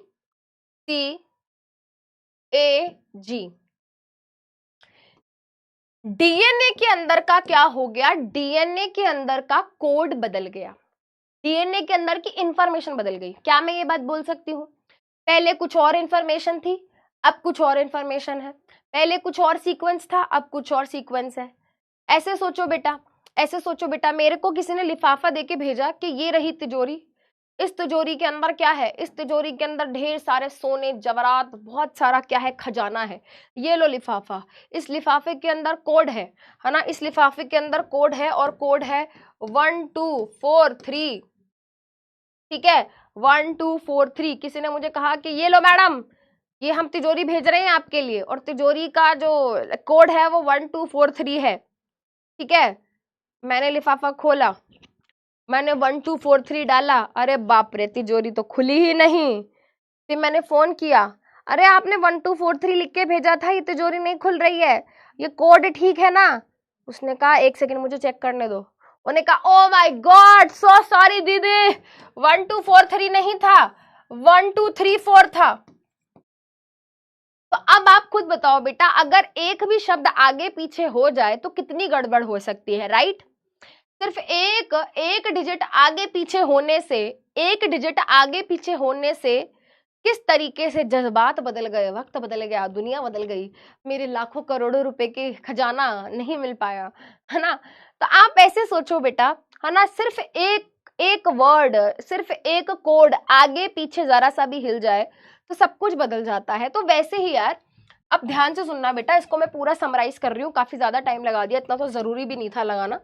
तब होता क्या है बेटा, रिप्रोडक्शन के दौरान नए सेल्स बनते हैं, नए सेल्स बनाने के लिए नया डीएनए बनाना पड़ता है। नया डीएनए बनाने चले थे, बट हो क्या गई, बीच में गलती हो गई। बीच में गलती होने के कारण क्या हो गया बेटा, क्या हो गया, डीएनए का सीक्वेंस बदल गया, ठीक है, डीएनए की जो इंफॉर्मेशन थी वो गड़बड़ हो गई, सीक्वेंस बदल गया। देख रहे हो बेटा, चीजें वही हैं, ATGCA, चीजें वही है, यहाँ पे भी AT बस क्या हो गया बेटा, सीक्वेंस, ऊपर नीचे सीक्वेंस बदल गया, सीक्वेंस चेंज्ड। हुआ क्या बेटा, डीएनए सीक्वेंस चेंज्ड, तो इंफॉर्मेशन भी चेंज हो गई। और आप ये सोचो बेटा, इंफॉर्मेशन चेंज हो गई तो डीएनए में भी बदलाव आ गया, है ना। क्या आ गया बेटा, डीएनए में बदलाव आ गया, तो हम क्या बोलेंगे, वेरिएशन आ गया डीएनए में। और जब डीएनए में वेरिएशन आता है तो क्या आता है बेटा, न्यू कैरेक्टर्स बनते हैं, न्यू कैरेक्टर्स बनते हैं। मैं बार बार आपको एक बात समझा रही हूं, हमारी सारी इंफॉर्मेशन डीएनए में है। आंखों का रंग क्या होगा, स्किन का कलर क्या होगा, नोज की शेप क्या होगी, ब्लड ग्रुप क्या होगा, ईयर की शेप क्या होगी, लिप्स की शेप क्या होगी, हर चीज की इंफॉर्मेशन डीएनए में है। और अगर उस इंफॉर्मेशन के साथ थोड़ी भी छेड़खानी होती है, उस इंफॉर्मेशन के साथ थोड़ा भी ऊपर नीचे कुछ सीक्वेंस बिगड़ता है तो डीएनए में बदलाव, वेरिएशन मतलब वैरी कर गया अगर, तो नए कैरेक्टर्स बनते हैं, कैरेक्टर्स भी चेंज हो जाते हैं। ठीक है, कैरेक्टर्स भी क्या है, चेंज हो जाते हैं। तो यहाँ पर बेटा जो हम बोलते हैं कि यार ये जो डिफरेंस हमें दिखाई दे रहा है, डिफरेंस जो हमें दिखाई देता है ना, कि भाई ये आंखों के रंग में डिफरेंस है या फूलों के रंग में डिफरेंस है ना, किसी का स्ट्रेट थंब है, इसके बारे में हम हेरिडिटी में पढ़ेंगे, किसी का थंब ऐसा बिल्कुल स्ट्रेट होता है बट किसी का थंब इस तरीके से मुड़ जाता है। तो ये सारे जो डिफरेंस है ना, ये जो वेरिएशन है, वेरिएशन मतलब ये जो वेरी कर रहा है, ये सारा वेरिएशन क्यों है बेटा, क्योंकि कहीं ना कहीं हम सबके डीएनए में थोड़ा बहुत, बहुत ज्यादा नहीं, हमारे सबके डीएनए में थोड़ा बहुत क्या है, डिफरेंस है, थोड़ा बहुत बहुत डिफरेंस है। और उस थोड़े बहुत डिफरेंस के कारण ही क्या है बेटा, ये सब वेरिएशन देखने को मिलते हैं। वैरी, हम सब वैरी कर रहे हैं एक दूसरे से, राइट, हम सब वैरी कर रहे हैं एक दूसरे से। तो बेटा ये सब क्यों हमें ये वेरिएशन क्यों है, क्योंकि डीएनए की इंफॉर्मेशन सबकी अलग है। और डीएनए की इंफॉर्मेशन कब, किसी भी ऑर्गेनिज्म के डीएनए की इंफॉर्मेशन कब बदलती है, जब वो रिप्रोड्यूस करता है, और रिप्रोड्यूस करने के दौरान जब वो नए सेल बनाता है। तो समराइज हियर बेटा, टू समराइज हियर बेटा, रिप्रोडक्शन करने के लिए नए सेल्स बनाने थे, नए सेल्स बनाने के चक्कर में हमने नया डीएनए बनाया, नया डीएनए बनाते बनाते गलती हुई, गलती होने के कारण क्या हुआ बेटा, डीएनए के अंदर जो इंफॉर्मेशन का सीक्वेंस था वो बदला, जिसके कारण डीएनए में चेंज आया, और डीएनए में चेंज आने के कारण क्या आया बेटा, नया कैरेक्टर आया। ठीक है, अब बेटा ये जो वेरिएशन होते हैं ये ऑर्गेनिजम्स के लिए क्या हो सकते हैं, यूजफुल हो सकते हैं। जैसे कि बेटा अगर हम ह्यूमन बींग्स का एग्जाम्पल लें तो आप ऐसे सोचो, आज से बेटा है ना लाखों साल पहले, आज से लाखों साल पहले बेटा, लाखों करोड़ों साल पहले बेटा हम ऐसे नहीं थे जैसे हम आज दिखते हैं, है ना। अगर हम, है ना, अब इनको ह्यूमन बींग्स भी नहीं बोल सकते, दिक्कत ये है, इसका ऑस्ट्रेलोपेथिकस इनका नाम है ना। पहले एक पार्ट होता था हेरिडिटी में, हेरिडिटी एंड एवोल्यूशन, तुम्हारा चैप्टर कम हो गया, शुक्र मनाओ, बच्चे आंसू से रहते थे उस चैप्टर में, तो वहां पे हम पढ़ते थे एवोल्यूशन ऑफ ह्यूमन बींग्स के बारे में, एवोल्यूशन ऑफ मैन के बारे में।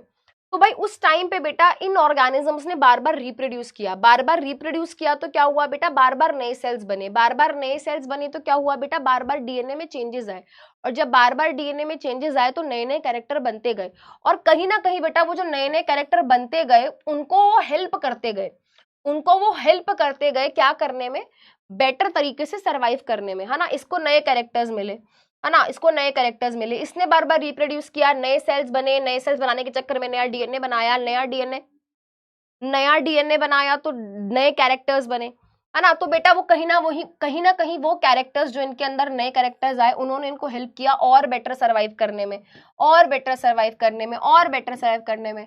तो बेटा इस तरीके से क्या है, नए कैरेक्टर्स बनते गए और वो नए कैरेक्टर्स उनको हेल्प करते गए सर्वाइव करने में। ठीक है ना बेटा। हमारी एनसीईआरटी के अंदर एक एग्जाम्पल और दिया हुआ है, आखिरी एग्जाम्पल है बेटा, इसके बाद फिर मैं एसेक्सुअल रिप्रोडक्शन पे आऊंगी, मुझे आज एसेक्सुअल रिप्रोडक्शन खत्म करना है। ठीक है, देखो बेटा, मान लेते हैं बेटा यहाँ पे क्या है, मान लेते हैं कोई यहाँ पर फैक्ट्री है ना, मान लेते हैं बेटा यहाँ पर कोई फैक्ट्री है, फैक्ट्री में से धुआं निकल रहा है, AQI है 700 पार, और करो बीजेपी सरकार। ठीक है, हाँ जी, ठीक है भाई, क्या है भाई, दिल्ली का बहुत बुरा हाल है guys, literally I am not able to breathe properly, air purifier लगाने के बाद भी घर में ऐसा लगता है कि भाई क्या हो रहा है ये। हाँ जी, तो मान लेते हैं भाई इस फैक्ट्री के पास, मान लेते हैं भाई इस फैक्ट्री के पास क्या है, इस फैक्ट्री के आसपास क्या है, एक पॉन्ड है। ठीक है, इस फैक्ट्री के आसपास बेटा क्या है, मान लेते हैं पॉन्ड है। ठीक है, और उस पॉन्ड के अंदर क्या है बेटा, मान लेते हैं उस पॉन्ड के अंदर कुछ बैक्टीरिया है, ये बैक्टीरिया है, ये बैक्टीरिया है, ये बैक्टीरिया है, ये बैक्टीरिया है, ये बैक्टीरिया है, ये बैक्टीरिया है, ये बैक्टीरिया है, ये भी बैक्टीरिया है, ये भी बैक्टीरिया, ये भी बैक्टीरिया, बहुत सारे बैक्टीरिया। ठीक है, अब ध्यान से सुनना बेटा। ठीक है, तो ये क्या है भाई, हमें पता है ये है पॉन्ड, पॉन्ड के अंदर होता है पानी, पानी के अंदर बैक्टीरिया हो सकते हैं, क्यों नहीं हो सकते। तो मान लेते हैं बेटा ये है बैक्टीरिया ए, मान लेते हैं बेटा ये है बैक्टीरिया ए। बैक्टीरिया ए क्या कर सकता है बेटा, ये सरवाइव कर सकता है in the temperature range of, for example ये 20 से लेकर 30 डिग्री सेल्सियस टेम्परेचर में क्या है, सरवाइव कर सकता है। ये टेम्परेचर 20 से 30 डिग्री सेल्सियस टेम्परेचर में सरवाइव कर सकता है। ये बैक्टीरिया इतने रेंज ऑफ टेम्परेचर में क्या कर सकता है, सरवाइव कर सकता है। अब फैक्ट्री वालों को क्या मतलब है, उनको तो बेटा अपने फायदे से मतलब है। उन्होंने बेटा क्या किया, उन्होंने बहुत सारा वेस्ट रिलीज किया, है ना। फैक्ट्री में बेटा अलग अलग चीजें बनी होंगी, तो उन्होंने बहुत सारा वेस्ट पानी क्या कर दिया, उन्होंने बहुत सारा वेस्ट पानी, और उस पानी, वो जो पानी था ना, उस पानी का टेम्परेचर बहुत ज्यादा हाई था। उबलता हुआ पानी उन्होंने क्या कर दिया बेटा, उनकी मशीन में से उबलता हुआ पानी निकल रहा था, और वो क्या कर रहे हैं बेटा, वो डेली उस पानी को क्या कर रहे हैं, और डेली उस पानी को यहाँ पे क्या कर रहे हैं बेटा, इस पॉन्ड में रिलीज कर देते हैं। अभी किया नहीं है, अभी नहीं किया है, ठीक है, अभी नहीं किया मान लेते हैं। अब हुआ क्या बेटा, है ना, अभी हुआ क्या है, अब सुनो। मान लेते हैं बेटा इसमें से किसी एक बैक्टीरिया ने रिप्रोड्यूस करा, है ना, इसमें से किसी एक बैक्टीरिया ने क्या किया बेटा, रिप्रोड्यूस किया, और रिप्रोड्यूस करते टाइम उसने नया सेल बनाया, नया सेल बना रहा था, है ना, नया सेल बना रहा था तो नया डीएनए बना रहा था, नया डीएनए बना रहा था तो गलती हो गई मालिक, गलती से नया डीएनए में नया चेंज आ गया, है ना, और वो जो नया बैक्टीरिया बना है अब, है ना, वो जो नया बैक्टीरिया बना है अब, वो कैसा बन गया है, उसके पास डीएनए में चेंज आने के कारण एक सुपर पावर आ गई है कि अब वो हायर टेम्परेचर रेंज को झेल सकता है। मेरी बात समझ रहे हो बेटा, एक पॉन्ड है, पॉन्ड में पानी है, पानी में बैक्टीरिया है। बैक्टीरिया क्या है, बैक्टीरिया 20 से 30 डिग्री सेल्सियस टेम्परेचर को झेल सकता है। इसमें से बैक्टीरिया क्या कर रहा था भाई, बैक्टीरिया रिप्रोड्यूस कर रहा था। बैक्टीरिया रिप्रोड्यूस कैसे करता है, बाइंडरी फिजन की प्रोसेस से करता है। अब बाइंडरी फिजन की प्रोसेस जब वो करता है तो बेसिकली वो अपने जैसे और नए सेल बनाता है, अभी हम बात कर भी लेंगे उसके बारे में। तो इसने नया बैक्टीरिया बनाने के चक्कर में नया सेल बनाया, नया सेल बनाने के चक्कर में नया डीएनए बनाया, डुप्लीकेट डीएनए बना रहा था। डुप्लीकेट डीएनए बना रहा था तो गलती से क्या हो गई, गलती से गलती हो गई, एरर हो गए। एरर होने के कारण क्या हो गया, उसके डीएनए की इंफॉर्मेशन का सीक्वेंस ऊपर नीचे हो गया। सीक्वेंस ऊपर नीचे होने के कारण क्या हो गया, एक नया कैरेक्टर डेवलप हो गया इसके अंदर एक नया कैरेक्टर आ गया। पहले जो इन्फॉर्मेशन थी उसके कारण क्या होता था बेटा, ये इतना ही टेम्परेचर झेल पाता था, बट अब इसके अंदर क्या है, इसके अंदर एक ऐसा बदलाव, इसका डीएनए कुछ इस तरीके से चेंज हुआ कि इसके डीएनए के अंदर अब ऐसी इंफॉर्मेशन आ गई है जिसके कारण ये क्या कर सकता है, जिसके कारण ये मान लेते हैं बेटा 20 से लेकर 40 या 45 डिग्री सेल्सियस टेम्परेचर को झेल सकता है। अब इसने क्या किया बेटा, इसने रिप्रोड्यूस किया, इसने अपने जैसे और बनाए। इसने क्या किया बेटा, इसने अपने जैसे और बनाए। ये रिप्रोड्यूस करता गया, और ये अपने जैसे और नए बैक्टीरिया बनाता गया। ठीक है, तो अभी पॉन्ड के अंदर क्या है, पॉन्ड के अंदर दो तरीके के बैक्टीरिया हमें देखने को मिल रहे हैं। पॉन्ड के अंदर हमें दो तरीके के बैक्टीरिया देखने को मिल रहे हैं, एक बैक्टीरिया ए और एक बैक्टीरिया बी। और बैक्टीरिया बी जो है क्या कर सकता है, मान लेते हैं 15 डिग्री सेल्सियस से 45 डिग्री सेल्सियस टेम्परेचर को झेल सकता है ना। फैक्ट्री वालों ने क्या किया, फैक्ट्री वालों ने ढेर सारा गरम गरम उबलता हुआ पानी छोड़ दिया पॉन्ड के अंदर। अब पॉन्ड के अंदर जैसे ही पानी क्या हुआ बेटा, गया, पॉन्ड के अंदर की इन्वायरमेंट बदल गई। पॉन्ड के अंदर का टेम्परेचर क्या है बेटा, मान लेते हैं पॉन्ड के अंदर का टेम्परेचर 38 डिग्री सेल्सियस हो गया है। अब बेटा इसमें से कौन से बैक्टीरिया सरवाइव कर पाएंगे और कौन से बैक्टीरिया सरवाइव नहीं कर पाएंगे।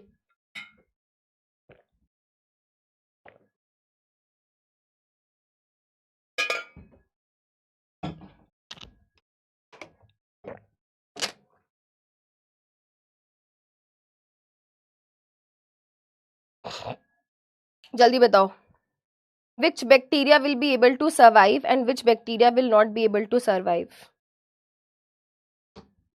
बी सरवाइव करेगा, वेरी गुड। बी क्या करेगा,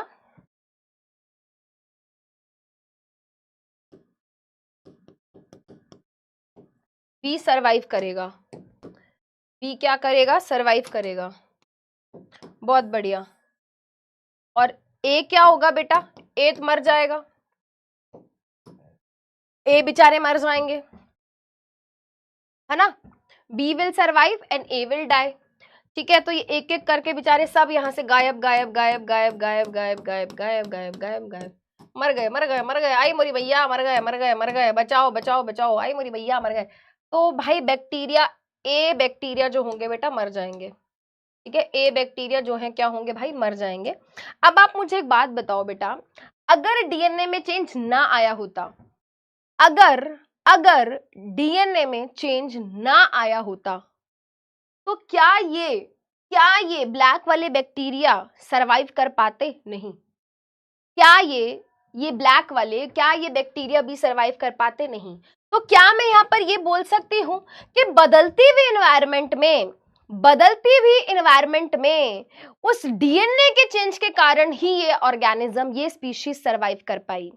जल्दी बताओ बेटा। मैं यहाँ पर एक लाइन बोल रही हूँ, एनसीईआरटी में भी लाइन लिखी है कि बदलती हुई इन्वायरमेंट में ये जो नए कैरेक्टर्स होते हैं, बदलती हुई इन्वायरमेंट में ऑर्गेनिजम्स को कई बार सर्वाइव करने में हेल्प कर जाते हैं।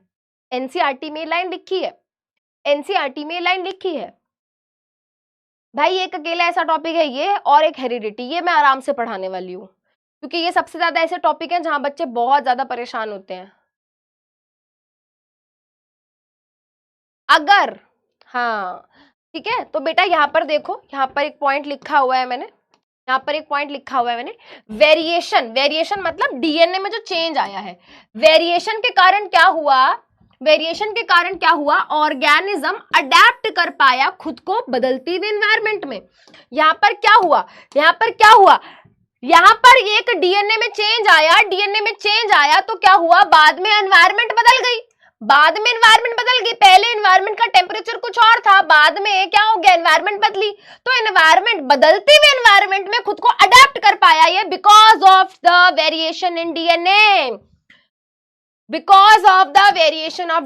बेटा दोबारा से इसको रीड कर लो, पेपर में क्वेश्चन आता है, वेरिएशन के बेनिफिट्स पेपर में पूछे जाते हैं। वेरिएशन के कारण ऑर्गेनिज्म बदलती हुई एनवायरनमेंट में खुद को अडेप्ट कर पाता है। हमने एक बहुत अच्छा एग्जांपल यहां पर देख लिया।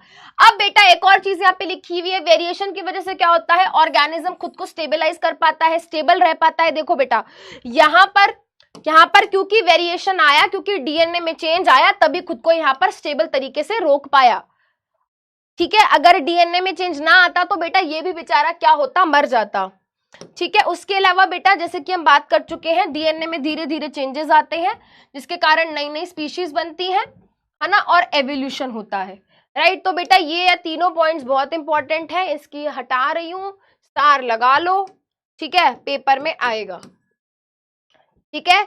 चलो बेटा इसी के साथ हमने जो छोटा सा था बट बड़ा ही इंपॉर्टेंट सा एक टॉपिक था वो हमने कर लिया है डिस्कस, और अब हम स्टार्ट कर रहे हैं बेटा with the basics.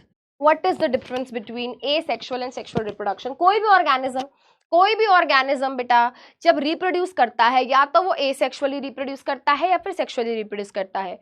Asexual reproduction का टॉपिक हम आज देखेंगे, ठीक है। छोटे छोटे टॉपिक्स हैं बेटा, फटाफट करते हुए जाएंगे। एसेक्सुअल और सेक्सुअल रिप्रोडक्शन में क्या फर्क है बेटा, एसेक्सुअल रिप्रोडक्शन में सिंगल पेरेंट इन्वॉल्व होता है, सेक्सुअल रिप्रोडक्शन में 2 पेरेंट इन्वॉल्व होते हैं। 2 पेरेंट कैसे वाले, of opposite sex, opposite sex मतलब एक मेल एक फीमेल, है ना, अपोजिट सेक्स, ठीक है, जिसमें से कि बेटा एक मेल पेरेंट होता है, एक फीमेल पेरेंट होता है। यहाँ पर बेटा यहाँ पर सिंगल पेरेंट है ना, यहाँ पर सिंगल पेरेंट, और यहाँ पर मेल फीमेल का कॉन्सेप्ट है भी नहीं, यहाँ पर मेल फीमेल का कॉन्सेप्ट है भी नहीं। अमीबा में भाई वो एक सिंगल सेल है, उसमें क्या मेल और क्या फीमेल, ठीक है बेटा। चलो यहाँ पर बेटा कोई गैमीट नहीं बन रहा। गैमीट बोला जाता है बेटा उन सेल्स को जिनका स्पेशली क्या काम होता है, जिनका स्पेशली क्या होता है बेटा काम, सेक्सुअल रिप्रोडक्शन करने का काम होता है। मैं बताती हूँ, गैमीट्स मतलब स्पर्म एंड एग। गैमीट्स वो सेल्स होते हैं बेटा, गैमीट्स वो सेल्स होते हैं जो सेक्सुअल रिप्रोडक्शन में इन्वॉल्व होते हैं। तो स्पर्म एंड एग को, स्पर्म को और एग को क्या कहा जाता है, गैमीट कहा जाता है। तो बेटा सेक्सुअल रिप्रोडक्शन में चाहे प्लांट में हो, चाहे ह्यूमन बीइंग में हो, चाहे किसी दूसरे एनिमल में हो, चाहे किसी फंगस में हो, अगर वहां पर सेक्सुअल रिप्रोडक्शन हो रही है तो वहां पर स्पर्म भी बनेगा और एग भी बनेगा। बट एसेक्सुअल रिप्रोडक्शन में देखेंगे बेटा कोई स्पर्म एग नहीं बनता, बिना स्पर्म और एग बनाए हुए नया ऑर्गेनिज्म बन जाता है। यहाँ पर बेटा फर्टिलाइजेशन नहीं हो रही है ना, जब स्पर्म और एग ही नहीं बना तो फर्टिलाइजेशन की बात ही नहीं है, यहाँ पर फर्टिलाइजेशन होती है। ये भी काफी इंपॉर्टेंट पॉइंट है बेटा। यहाँ पे देखो बेटा क्या है, यहाँ पे एसेक्सुअल रिप्रोडक्शन से जो ऑर्गेनिज्म बनता है वो अपने पेरेंट सेल से काफी हद तक क्या है, काफी हद तक काफी सिमिलर होता है। क्या होता है बेटा, अपने पेरेंट से भी काफी हद तक सिमिलर होता है और आपस में भी बेटा वो क्या होते हैं, सिमिलर होते हैं। जैसे कि फॉर एग्जाम्पल अगर मैं आपको ये बोलूं बेटा ये क्या है, ये एक अमीबा है ना। अमीबा ने क्या किया, बाइनरी फिजन की प्रोसेस करी और अपने जैसे दो और अमीबा बनाए। अपने जैसे क्या बनाए, अपने जैसे दो और अमीबा बनाए। अब ये जो अमीबा होंगे ना बेटा, ये जो अमीबा होंगे ये आपस में काफी ज्यादा सिमिलर होंगे। What do you mean by offsprings? देखो बेटा ये पेरेंट सेल है, पेरेंट सेल क्या करता है, एसेक्सुअल रिप्रोडक्शन करेगा, बेसिकली बाइनरी फिजन होगी। इसने अपने जैसे दो नए बैक्टीरिया बनाए, तो ये जो दो नए बैक्टीरिया ना बेटा इनको बोलेंगे ऑफस्प्रिंग्स, बेसिकली बच्चे। जनरली ऑफस्प्रिंग्स जो टर्म होता है बेटा, हमारे ये जो यूनिसेलुलर टाइप ऑर्गेनिजम्स होते हैं इनके बच्चों के लिए हम ये टर्म यूज कर देते हैं। हम ये नहीं बोलते अमीबा का बच्चा 1, अमीबा का बच्चा 2, we don't use this term. नहीं बोलते चाइल्ड ऑफ अमीबा, ये नहीं बोलते हम चाइल्ड ऑफ अमीबा, अमीबा का बच्चा, वी डोंट से दैट। हम बोलते हैं ऑफस्प्रिंग। तो हम बोलेंगे ये क्या है, ये ऑफस्प्रिंग्स हैं, किसके, अमीबा के।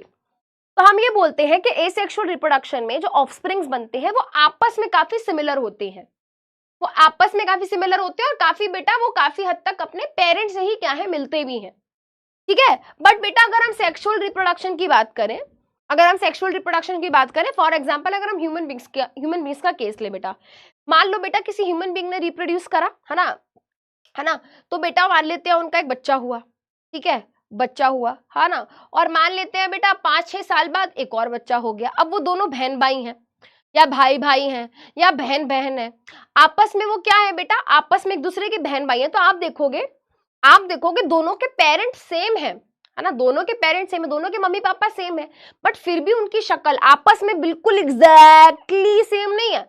हाँ हम बोल सकते हैं सिमिलर है कि यार आंखें दोनों की सेम है या दोनों की नोज सेम है, बट एग्जैक्टली 100% डिटो सेम नहीं है ना। ऐसा तो नहीं कह सकते यार पता ही नहीं चल रहा सोनू कौन है मोनू कौन है, पता ही नहीं चल रहा, अनटिल अनलेस वो ट्विंस हैं, वो बात अलग है। बट आप देखोगे बेटा बिल्कुल 100% आइडेंटिकल नहीं होते, सिमिलैरिटी हो सकती है, बट वो एकदम एक जैसे नहीं होते। तो सेक्सुअल रिप्रोडक्शन में जो ऑफस्प्रिंग्स होते हैं बेटा, आप क्या हो, आप अपने पेरेंट्स के ऑफस्प्रिंग्स ही तो हो। अगर आप बेटा आपस में दो भाई भाई हो, आपस में दो बहन हो या बहन भाई हो, तो आप अपने पेरेंट्स के ऑफस्प्रिंग्स ही तो कहलाए। तो आप एक ऑफस्प्रिंग हो, आपका बहन भाई एक दूसरा ऑफस्प्रिंग है, तो आप आपस में एक दूसरे को क्या करोगे, अगर कंपेयर करोगे तो यू विल रियलाइज कि हाँ यार हम सेम नहीं है, हम थोड़े डिसिमिलर है, नॉट जस्ट इन शक्ल, अकल ऑल्सो, ठीक है, एंड हरकतें ऑल्सो, ठीक है। तो वो यही कह रहा है कि भाई एसेक्सुअल रिप्रोडक्शन में क्या होते हैं, ऑफस्प्रिंग्स आपस में जेनेटिकली मतलब डीएनए वाइज क्या होते हैं, सेम होते हैं। डीएनए भी क्या होगा बेटा, सेम होगा, ठीक है। बट सेक्सुअल रिप्रोडक्शन में क्या होता है बेटा, जेनेटिकली डिसिमिलर। जेनेटिकली मतलब जीन्स मतलब डीएनए। कभी सोचा है कि आपस में भाई भाइयों की बहनों की शक्ल एग्जैक्टली सेम क्यों नहीं है? क्योंकि तुम दोनों के अंदर डीएनए भी सेम नहीं है। अगर तुम दोनों का डीएनए 100% सेम होता तो तुम बेटा 100% एक जैसे दिखते। तुम लोगों का डीएनए 100% सेम मैच नहीं कर रहा, इसलिए तुम्हारी शक्ल नहीं मैच कर रही। सिंपल, ठीक है। चलो अब हमें क्या करना है बेटा, हमें एसेक्सुअल रिप्रोडक्शन का टॉपिक देखना है। एसेक्सुअल रिप्रोडक्शन में बहुत सारे छोटे बहुत सारे टॉपिक्स हैं। एसेक्सुअल रिप्रोडक्शन टॉपिक में बेटा क्या है, छोटे बहुत सारे टॉपिक हैं। Fission, fragmentation, budding, spore formation, regeneration, vegetative propagation, very important, star लगा लो। पेपर में एडवांटेजेस ऑफ वेजिटेटिव प्रोपगेशन आता है, स्पोर फॉर्मेशन से भी क्वेश्चन आ सकता है, बडिंग से भी आ सकता है, एंड आने को तो बेटा देखो कहीं से भी आ सकता है, बट मैं आपको बता देती हूँ मल्टीपल फिजन से भी क्वेश्चन आता है, स्पोर फॉर्मेशन से, वेजिटेटिव प्रोपगेशन से, मतलब इन पे लगा रही हूँ स्टार। यहां से आने के सबसे ज्यादा चांसेस होते हैं। वेजिटेटिव प्रोपगेशन की advantages, spore formation and multiple fission, है ना। इन तीन से बहुत ज्यादा हाई चांसेस होते हैं कि पेपर में क्वेश्चन आए, ठीक है। चलो एक एक करके क्या करेंगे बेटा, सारे एसेक्सुअल मेथड्स को हम करेंगे डिस्कस, ठीक है। सारे एसेक्सुअल मेथड्स को हम क्या करेंगे बेटा, डिस्कस। चलो सबसे पहले फिजन की बात कर लेते हैं। फिजन का मतलब होता है बेटा, देखो आपने दो टर्म्स सुने होंगे, एक होता है फ्यूजन, एक होता है फिजन। एक होता है फ्यूजन और एक होता है फिजन। देखो बेटा एक सिंपल सी चीज बताऊंगी, जब एक चीज अपने आप को दो पार्ट्स में या दो से ज्यादा पार्ट्स में तोड़ ले तो ये हो गया फिजन, ठीक है। बट जब दो चीज आपस में मिलकर एक चीज बनाए तो वो होता है फ्यूजन, समझ रहे हो। एक चीज से टूटकर दो चीजें बन गई या दो से ज्यादा बन गई तो क्या हो गया बेटा, फिजन। फिजन का मतलब स्प्लिटिंग, ठीक है। और ये क्या हो गया बेटा, फ्यूजन। फ्यूजन मतलब मिलकर एक हो जाना। क्लियर है, क्लियर है, क्लियर है। This is fission. एक चीज दो में टूट गई, स्प्लिट हो गई, डिवाइड हो गई, और ये क्या है, फ्यूजन। फ्यूजन बेटा जब फर्टिलाइजेशन होती है तब फ्यूजन होता है, ठीक है। चलो अब हमें ये पढ़ना है, स्प्लिटिंग, फिजन। फिजन क्या होती है बेटा, फिजन दो तरीके की होती है, ध्यान से देखेंगे। Fission can be of two types, एक होती है बाइनरी फिजन, एक होती है मल्टीपल फिजन। एक होती है बाइनरी फिजन, एक होती है multiple fission. Bye, tata bye bye, वो वाली बाय नहीं बेटा, बाय मतलब दो, बाय मतलब दो। जब हमारा एक पेरेंट सेल, बेटा मैं स्पीड अप कर रही हूं, ध्यान देंगे सारे बच्चे, ठीक है। जब एक पेरेंट सेल क्या करता है, अपने जैसे दो नए सेल्स बनाता है तो हम बोलते हैं बाइनरी फिजन हो गई, हम बोलते हैं बाइनरी फिजन हो गई। बट जब एक पेरेंट सेल अपने जैसे, एक पेरेंट सेल अपने जैसे क्या करता है, जब एक पेरेंट सेल अपने जैसे बहुत सारे, अपने जैसे बहुत सारे सेल्स एक बारी में बना देता है तो हम बोलते हैं मल्टीपल फिजन। मल्टीपल मतलब मैनी। जब एक पेरेंट सेल, जब एक सेल डिवाइड होकर, स्प्लिट होकर अपने जैसे दो बनाता है तो बाइनरी, और अगर बहुत सारे बनाता है तो मल्टीपल फिजन, ठीक है। पहले बाइनरी फिजन की बात करते हैं। बाइनरी फिजन तीन तरीके की होती है, एक होता है इर्रेगुलर, एक होता है लॉन्गिट्यूडनल और एक होता है ट्रांसवर्स। ट्रांसवर्स आपके कोर्स में नहीं है बट मैं तीनों बता देती हूँ, ध्यान से सुनेंगे। देखो ये क्या है बेटा, ये अपना बैक्टीरिया है। ये क्या है बेटा, ये अपना लिशमानिया है। लिशमानिया के पास इस तरीके से एक फ्लैजेला होता है। और मान लेते हैं बेटा ये क्या है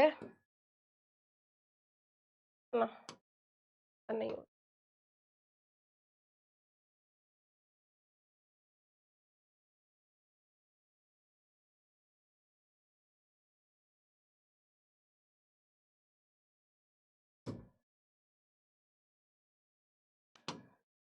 देखो बेटा, क्या सभी को पता है कि अमीबा क्या होता है? हाँ जी मैम, अमीबा एक सिंगल सेल्ड ऑर्गेनिज्म होता है, पानी के अंदर पाया जाता है, ठीक है।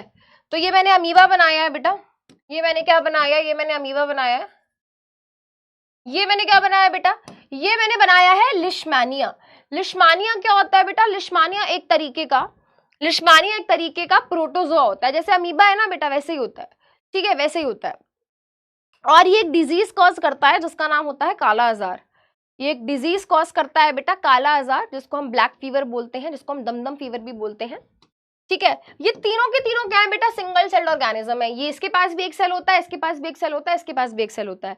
ये मैंने क्या बनाया, फ्लैजेला, ये इसको मूवमेंट में हेल्प करता है। अब देखो बेटा, तीनों में क्या होती है, बाइनरी फिजन होती है, तीनों में बाइनरी फिजन होती है, तीनों में बाइनरी फिजन होती है।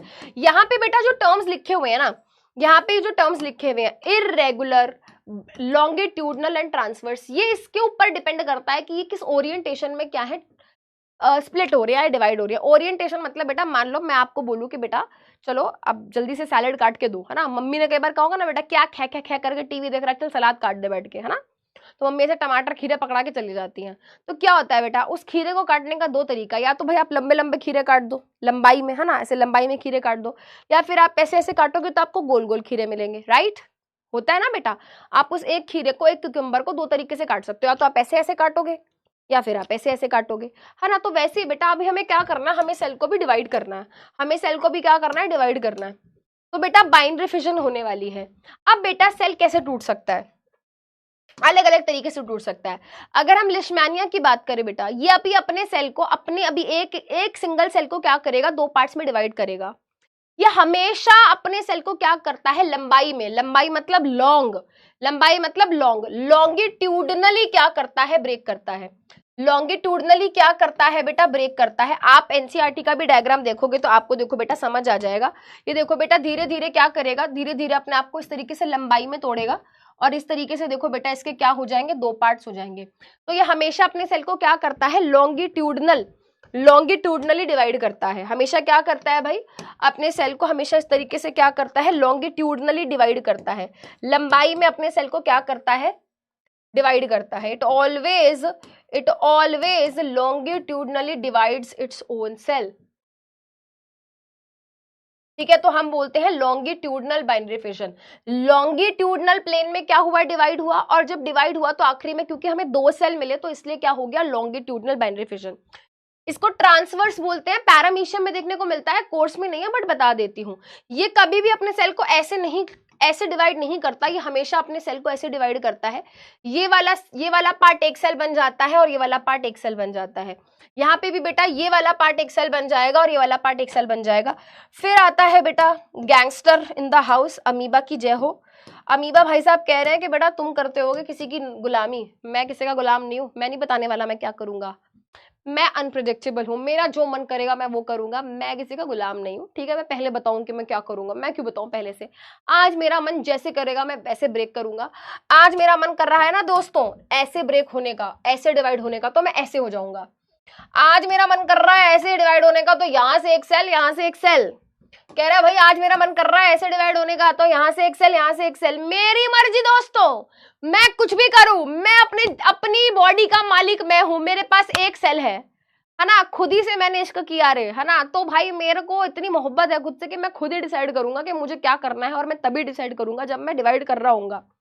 मैं कुछ भी कर सकता हूँ, मैं कुछ भी कर सकता हूँ, मैं दुनिया का देवता हूँ, है ना। तो भाई साहब जी को इतना कॉन्फिडेंस है, वो उसको फर्क ही नहीं पड़ता, मैं कुछ भी कर सकता हूँ। तो वो ऐसे भी डिवाइड कर सकता है, ऐसे भी कर सकता है, ऐसे भी कर सकता है, कैसे भी कर सकता है। कुछ फिक्स नहीं है, कुछ फिक्स नहीं है उसका, कुछ रेगुलर नहीं है कि भाई रेगुलर भाई ऐसे होता है, बड़ा इरेगुलर है, बड़ा इरेगुलर है। कुछ पता ही नहीं उसका कि कब कहाँ किस प्लेन में डिवाइड कर जाए। ठीक है बेटा, उसका कुछ भरोसा ही नहीं है। समझ गए, समझ गए। तो this is what is this is longitudinal binary fission, longitudinal binary fission.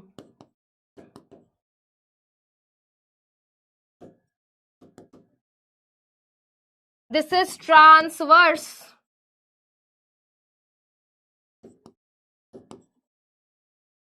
binary fission। इसमें इस तरीके से वर्टिकली सेल टूटता है, इसमें इस तरीके से हॉरिजॉन्टली सेल टूटता है, और यहाँ पे कुछ कह ही नहीं सकते, कुछ भी फिक्स्ड नहीं है। यानी कि यहाँ पर क्या है बेटा, इरेगुलर है, कुछ पता ही नहीं, इरेगुलर बाइनरी फिजन। जल्दी बताएंगे सभी बच्चे, एक बार चैट में CH लिखेंगे, #CH लिखेंगे और बताएंगे कि मैम हमें basic concept, basic difference clear हो गया है। जल्दी बताएंगे चैट में, एक बार #CH लिखेंगे, क्विकली क्विकली क्विकली क्विकली।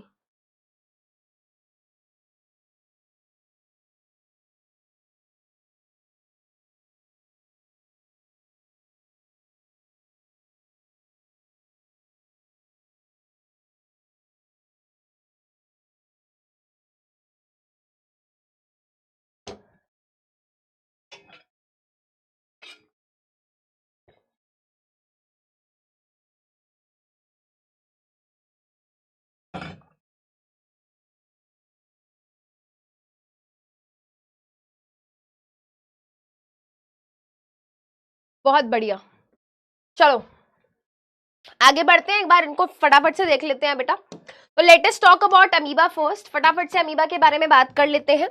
ध्यान से सुनते जाएंगे बेटा, मेरी बातों पे आपको बहुत ध्यान देना है। ठीक है, अमीबा क्या है, अमीबा एक सिंगल सेल्ड ऑर्गेनिज्म होता है, प्रोटोजोआ होता है। ठीक है, ये बीमारी भी कॉज कर सकता है, ऐसी बात नहीं है कि बीमारी नहीं कॉज कर सकता, बहुत अच्छा है, ऐसा नहीं है बेटा, इट कैन कॉज बीमारी ऑल्सो। ये पानी के अंदर पाया जाता है, एंड जब इसकी रिप्रोडक्शन की बात होती है तो ये कैसे रिप्रोड्यूस करता है, इरेगुलर बाइनरी फिजन की प्रोसेस से करता है। यहाँ पे देखो बेटा, अभी ये क्या है, अभी ये पूरा मेच्योर हो चुका है और ये बिल्कुल रेडी है अपने जैसे और नए अमीबा बनाने के लिए, तो इसको हमने नाम दे दिया पेरेंट सेल। देखो बेटा फुली ग्रोन है, फुली ग्रोन का मतलब पूरा मेच्योर हो चुका है ना। पूरा क्या है बेटा, कोई भी ऑर्गेनिज्म बेटा तभी रिप्रोड्यूस करता है जब वो फुली मेच्योर हो। आप ऐसे सोचो बेटा, जब कोई बच्चा पैदा होता है तो वो 2 या 3 4 5 साल का बच्चा अपने जैसा और नए बच्चे को जन्म देने लायक अभी नहीं हुआ है। आप खुद एग्जांपल लो बेटा, क्या एक 5 से 6 साल का बच्चा, चाहे वो बॉय हो चाहे वो गर्ल हो, क्या वो रिप्रोड्यूस करके अपने जैसा और नया बच्चा बना सकता है? नहीं, क्योंकि अभी उसकी बॉडी खुद ग्रोथ में चल रही है, अभी उसकी बॉडी खुद ग्रो नहीं हुई है, मेच्योर नहीं हुई है। और ये चीज बेटा छोटे ऑर्गेनिजम्स के ऊपर भी डिपेंड क्या बोलते हैं, अप्लाई होती है। तो बेटा यहाँ पे क्या है, एक फुली ग्रोन अमीबा है, पेरेंट सेल है, इसने कहा कि भाई अब मेरा समय आ गया, मैं रिप्रोड्यूस करना चाहता हूँ। तो अब बेटा जब ये रिप्रोड्यूस करता है तो कैसे करता है, सबसे पहले देखो बेटा यहाँ पर क्या होता है, सेकेंड स्टेप में न्यूक्लियस। तो बेटा जब हमारा अमीबा क्या करता है, अमीबा या इवन लिश्मानिया बाइनरी फिजन में बेसिकली होता क्या है बेटा, बाइनरी फिजन में हमारा पहला स्टेप क्या होता है, न्यूक्लियस सबसे पहले डिवाइड होता है। अब जब डिवाइड होता है तो कैसा होता है बेटा, न्यूक्लियस खिंचने लगता है, न्यूक्लियस डिवाइड है ना। डिवाइड होने के लिए क्या है बेटा, धीरे धीरे ऐसे डिवाइड होता है ना। तो यहाँ पर क्या होगा बेटा, यहाँ पर क्या होगा, न्यूक्लियस लेंदन हुआ, खिंचने लगा। उसके बाद बेटा पहला स्टेप क्या होता है, न्यूक्लियस लेंदन, है ना। उसके बाद बेटा क्या होता है, न्यूक्लियस दो पार्ट्स में डिवाइड हो जाता है। यहाँ पे आप देखो बेटा ये एक न्यूक्लियस है, देखो बेटा ये एक न्यूक्लियस है और ये एक न्यूक्लियस है। जब न्यूक्लियस डिवाइड होता है तो उस प्रोसेस को हम बोलते हैं karyokinesis, we call it karyokinesis. Karyokinesis मतलब डिवीजन ऑफ न्यूक्लियस, न्यूक्लियस को कैरियन बोलते हैं, है ना। तो वहीं से ये टर्म आया है, ठीक है। उसके बाद बेटा देखो न्यूक्लियस के क्या हो गए, न्यूक्लियस के दो टुकड़े हो गए एंड धीरे धीरे देखो बेटा साइटोप्लाज्म भी क्या है, साइटोप्लाज्म भी डिवाइड होना शुरू हो गया, साइटोप्लाज्म भी खिंचना शुरू हो गया, तो जब साइटोप्लाज्म डिवाइड होता है बेटा तो उसको हम क्या बोलते हैं, साइटोकाइनेसिस। साइटोकाइनेसिस मतलब डिवीजन ऑफ साइटोप्लाज्म। पेपर में एक बार क्वेश्चन आ गया था एमसीक्यू, प्रीवियस ईयर क्वेश्चन कराऊंगी तो तब बताऊंगी। अलग अलग स्टेप दे दिए थे, न्यूक्लियस लेंदेंस, division of nucleus, division of cytoplasm, ऐसे करके ना अलग अलग स्टेप्स दे दिए थे और उससे एक एमसीक्यू पूछा गया था और कहा था कि अरेंज करो सभी स्टेप्स को इन सिक्वेंशियल ऑर्डर, ठीक है। तो ये आपको पता होना चाहिए कि जब अमीबा रिप्रोड्यूस करता है तो पहले क्या डिवाइड होता है, न्यूक्लियस है साइटोप्लाज्म, पहले न्यूक्लियस डिवाइड होता है फिर साइटोप्लाज्म डिवाइड होता है, ठीक है बेटा, फिर साइटोप्लाज्म डिवाइड होता है। तो पेरेंट सेल ने कहा कि भाई मैं रिप्रोड्यूस करना चाहता हूँ, ठीक है भाई, न्यूक्लियस डिवाइड होना शुरू हो गया, न्यूक्लियस लेंदन हुआ, न्यूक्लियस के दो टुकड़े हो गए, division of nucleus is karyokinesis and then cytoplasm भी डिवाइड हो गया, ठीक है, साइटोकाइनेसिस एंड फाइनली हमको दो डॉटर सेल्स मिल गए, एक सेल ये एक सेल ये। बेटा डॉटर का लेना देना कोई इस बात से नहीं है कि ये मेल है या फीमेल है, it has nothing to do with that कि ये मेल है या फीमेल, यहाँ पे कोई मेल फीमेल का कॉन्सेप्ट नहीं होता बेटा। टर्मिनोलॉजी कुछ इस तरीके से रखी जाती है, जो नए सेल्स बनते हैं उनको डॉटर सेल्स ही कहा जाता है, ठीक है। चलो इसके बाद क्या है बेटा, आ जाते हैं हम किसके ऊपर, लिश्मानिया पे। मैं बता चुकी हूँ आपको, पेपर में क्वेश्चन आ जाएगा कि एक ऑर्गेनिज्म है वो एक डिजीज कॉज करता है, काला आजार, बताओ वो कैसे रिप्रोड्यूस करता है। तो बेटा आपको पहले पता होना चाहिए, काला आजार जो है एक बीमारी है जिसको हम बोलते हैं ब्लैक फीवर। काला आजार को बेटा ब्लैक फीवर भी कहा जाता है और ये कॉज होती है due to a unicellular organism जिसका नाम है लिश्मानिया, ये भी एक तरीके का प्रोटोजोआ होता है। अब ये कैसे रिप्रोड्यूस करता है बेटा, ये लॉन्गिट्यूडनल बाइनरी फिजन दिखाता है। सबसे पहले आप पेरेंट सेल को देखेंगे बेटा, ये हमारा फुली मैच्योर पेरेंट सेल है, इसके यहाँ से बेटा ये जुल्फ निकल रही है, ऐसी लटे सी निकल रही हैं, देख लो बेटा। अब ये जो जुल्फ लटे हैं फ्लैजेला, ये क्या करती हैं बेटा, इसको हेल्प करती हैं मूवमेंट में, ये इसको मोटिलिटी देती हैं, ये इसको मूवमेंट में हेल्प करती हैं, इसी की वजह से ये मूव कर पाता है सेल, है ना। ये इसका न्यूक्लियस है। अब यहाँ पे देखना बेटा, आप ध्यान से देखते चलो, ध्यान से देखिएगा, इस ध्यान से देखिए। अब आप बेटा इसमें नोटिस करो एक चीज, यहाँ पे ये फ्लैजेला है, यहाँ पर ये फ्लैजेला है, बट देखो यहाँ पर एक नया फ्लैजेला बनना शुरू हो गया है, ठीक है, यहाँ पे नया फ्लैजेला बनना शुरू हो गया है, फॉर्मेशन ऑफ न्यू फ्लैजेला। थोड़ी देर बाद हमने देखा फ्लैजेला का साइज तो बढ़ ही गया है, बट यहाँ पर न्यूक्लियस ने भी क्या करना शुरू कर दिया है, इलोंगेट, न्यूक्लियस भी डिवाइड होना शुरू हो चुका है। अगले स्टेप में फ्लैजेला का साइज देखो बेटा काफी ग्रो हो चुका है और यहाँ पर देखो दो न्यूक्लियस क्या है, बन चुके हैं, यानी कि डिवीजन ऑफ न्यूक्लियस हो चुका है, यानी कि कैरियोकाइनेसिस हो गई है। न्यूक्लियस डिवाइड जैसे ही होता है बेटा, यहाँ पर देखो साइटोप्लाज्म भी डिवाइड होना शुरू हो गया है और यहाँ पे देखो बेटा फ्लैजेला ऑलमोस्ट पूरा बन चुका है। अब धीरे धीरे बेटा यहाँ से साइटोप्लाज्म डिवाइड हो रहा है, किस ओरिएंटेशन में, लॉन्गिट्यूडनल प्लेन में, है ना। लंबाई में क्या है बेटा, ये फटना शुरू हो गया है, स्प्लिट होना शुरू हो गया है, डिवाइड होना शुरू हो गया है एंड इवेंचुअली बेटा ये पूरा इस तरीके से क्या होगा, अलग हो जाएगा। ये एक ये एक लिशमानिया विद इट्स ओन फ्लैजिला, ये एक लिशमानिया विद इट्स ओन फ्लैजिला क्या है, बन चुका है, और 2 डॉटर सेल्स बन गए हैं लिशमानिया के। सिंपल सी चीज है, यहाँ पे लंबाई में क्या हो रहा है, डिवाइड हो रहा है। सिंपल सी आपको ये बात याद रखनी है, ठीक है। फिर आ जाते हैं बेटा, देखो मैंने बताया ट्रांसवर्स बाइनरी फिजन आपके कोर्स में नहीं है, आपकी बुक में नहीं है, बट मैंने बता दिया, याद रखना कि पैरामीशियम में होता है, ठीक है। चलिए बेटा अब बात कर लेते हैं किसकी, multiple fission and multiple fission की। पेपर में डायरेक्ट क्वेश्चन आ जाता है एमसीक्यू टाइप की, भाई मल्टीपल फिजन कौन से ऑर्गेनिज्म में होती है, तो मल्टीपल फिजन बेटा प्लाज्मोडियम नाम के ऑर्गेनिज्म में होती है। प्लाज्मोडियम बेटा वही ऑर्गेनिज्म होता है जो मलेरिया कॉज करता है, ये एक डिजीज कॉज करता है जिसका नाम है मलेरिया, इसलिए इसको मलेरियल पैरासाइट भी कहा गया है, क्योंकि ये क्या करता है बेटा, ये मलेरिया कॉज करता है। आपको पता है हमारी बॉडी में जब किसी को भी मलेरिया होता है तो क्या होता है बेटा, ये प्लाज्मोडियम नाम का ऑर्गेनिज्म, ये प्लाज्मोडियम नाम का ऑर्गेनिज्म हमारी ब्लड के थ्रू हमारे लिवर में पहुंच जाता है, और हमारे लिवर में बैठ के बेटा ये क्या करता है, ये वाली प्रोसेस मल्टीपल फिजन डिवाइड करता है बेटा, 1 से 2, 2 से 4 ऐसे, है ना। अब देखो बेटा होता क्या है, सबसे पहले देखेंगे यहाँ पर, मैं यहाँ पर एक सिंगल प्लाज्मोडियम आपको दिखा रही हूँ, ये उस सिंगल प्लाज्मोडियम की क्या है बेटा, उस सिंगल प्लाज्मोडियम की प्लाज्मा मेम्ब्रेन है। ये क्या है, ये उसका साइटोप्लाज्म है। ये क्या है, ये उसका न्यूक्लियस है। ये क्या है मैम, बाहर बेटा उसने जैकेट पहनी हुई है, उसको ठंड लग रही है नहीं बेटा, उसकी प्रोटेक्शन के लिए क्या होती है बेटा, उसकी प्रोटेक्शन के लिए आपको जैसे यहाँ पे देखो समझ आ रहा होगा, आई डोंट नो ये फोटो देख के आपको आइडिया हो रहा है, जैसे बेटा मैं क्या कर लूँ भाई, ये तो मैं हूं ही, बट मैं ऊपर से क्या कर लूँ, मैं ऊपर से एक जैकेट ओढ़ लूँ, एक जैकेट क्या कर लूँ, जैकेट पहन लूँ, ठीक है। जैसे मान लो भाई ये क्या है ना, मान लो बेटा मैं क्या हूँ, मान लो मैं प्लाज्मोडियम हूँ, है ना, मान लो मैं प्लाज्मोडियम हूँ, और प्लाज्मोडियम के ऊपर क्या है, प्लाज्मोडियम के ऊपर एक कवरिंग है, एक जैकेट है ना, जो कि क्या करती है, प्रोटेक्ट करती है। उस जैकेट का नाम है ना, उस प्रोटेक्टिव कवरिंग का नाम क्या होता है, उस प्रोटेक्टिव कवरिंग का नाम होता है सिस्ट, ठीक है। उसके ऊपर क्या चढ़ी हुई है बेटा, सिस्ट चढ़ी हुई है। तो बहुत सारे बच्चों को लगता है ये प्लाज्मा मेम्ब्रेन है, नहीं बेटा, ये एक जैकेट है, एक प्रोटेक्टिव वॉल है, और उस प्रोटेक्टिव वॉल का नाम होता है सिस्ट। क्या नाम होता है, सिस्ट, ठीक है। अब होता क्या है बेटा, ये जो प्लाज्मोडियम है ये कहता है कि भाई अब तो मैं बड़ा हो गया, अब तो मैं क्या करूंगा, अब तो मैं रिप्रोड्यूस करूंगा, और मैं अपने जैसे और क्या बनाऊंगा, अपने जैसे और प्लाज्मोडियम बनाऊंगा, ठीक है।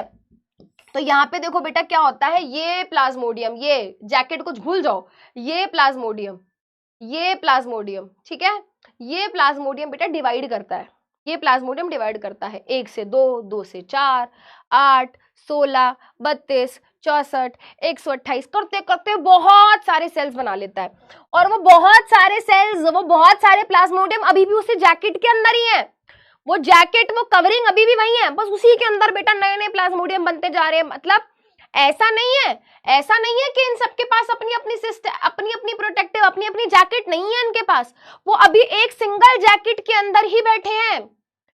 वो बेटा सिस्ट, वो प्रोटेक्टिव वॉल अभी वही है, वहीं पर है बेटा, वो उसी जैकेट के अंदर 1 से 2, 4, 16, 32 करते करते करते करते बहुत सारे प्लाज्मोडियम क्या होते हैं बेटा, अंदर बैठ जाते हैं।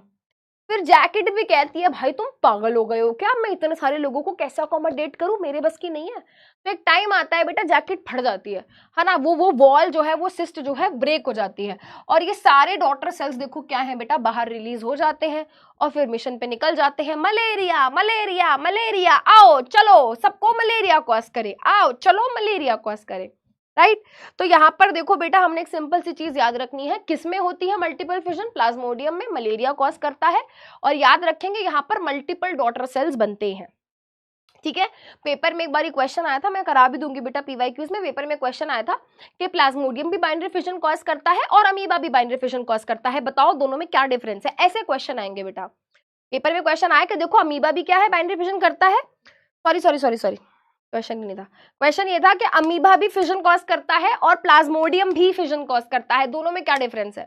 तो आप बताओगे भाई अमीबा बाइनरी फिजन करता है और प्लाज्मोडियम मल्टीपल फिजन करता है। अमीबा के अंदर 2 डॉटर सेल्स बनते हैं, यहाँ पर मल्टीपल डॉटर सेल्स बनते हैं, ठीक है।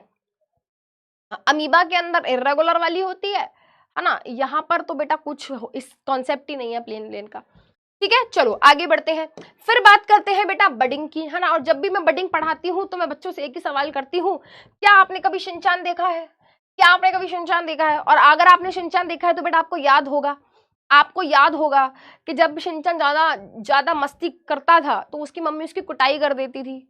उसकी जब मम्मी उसकी कुटाई कर देती थी तो उसको ऐसे ऐसे ऐसे करती थी, है ना? है ना? याद करो भाई। है क्या तुम्हें शिमला मिर्च पसंद है?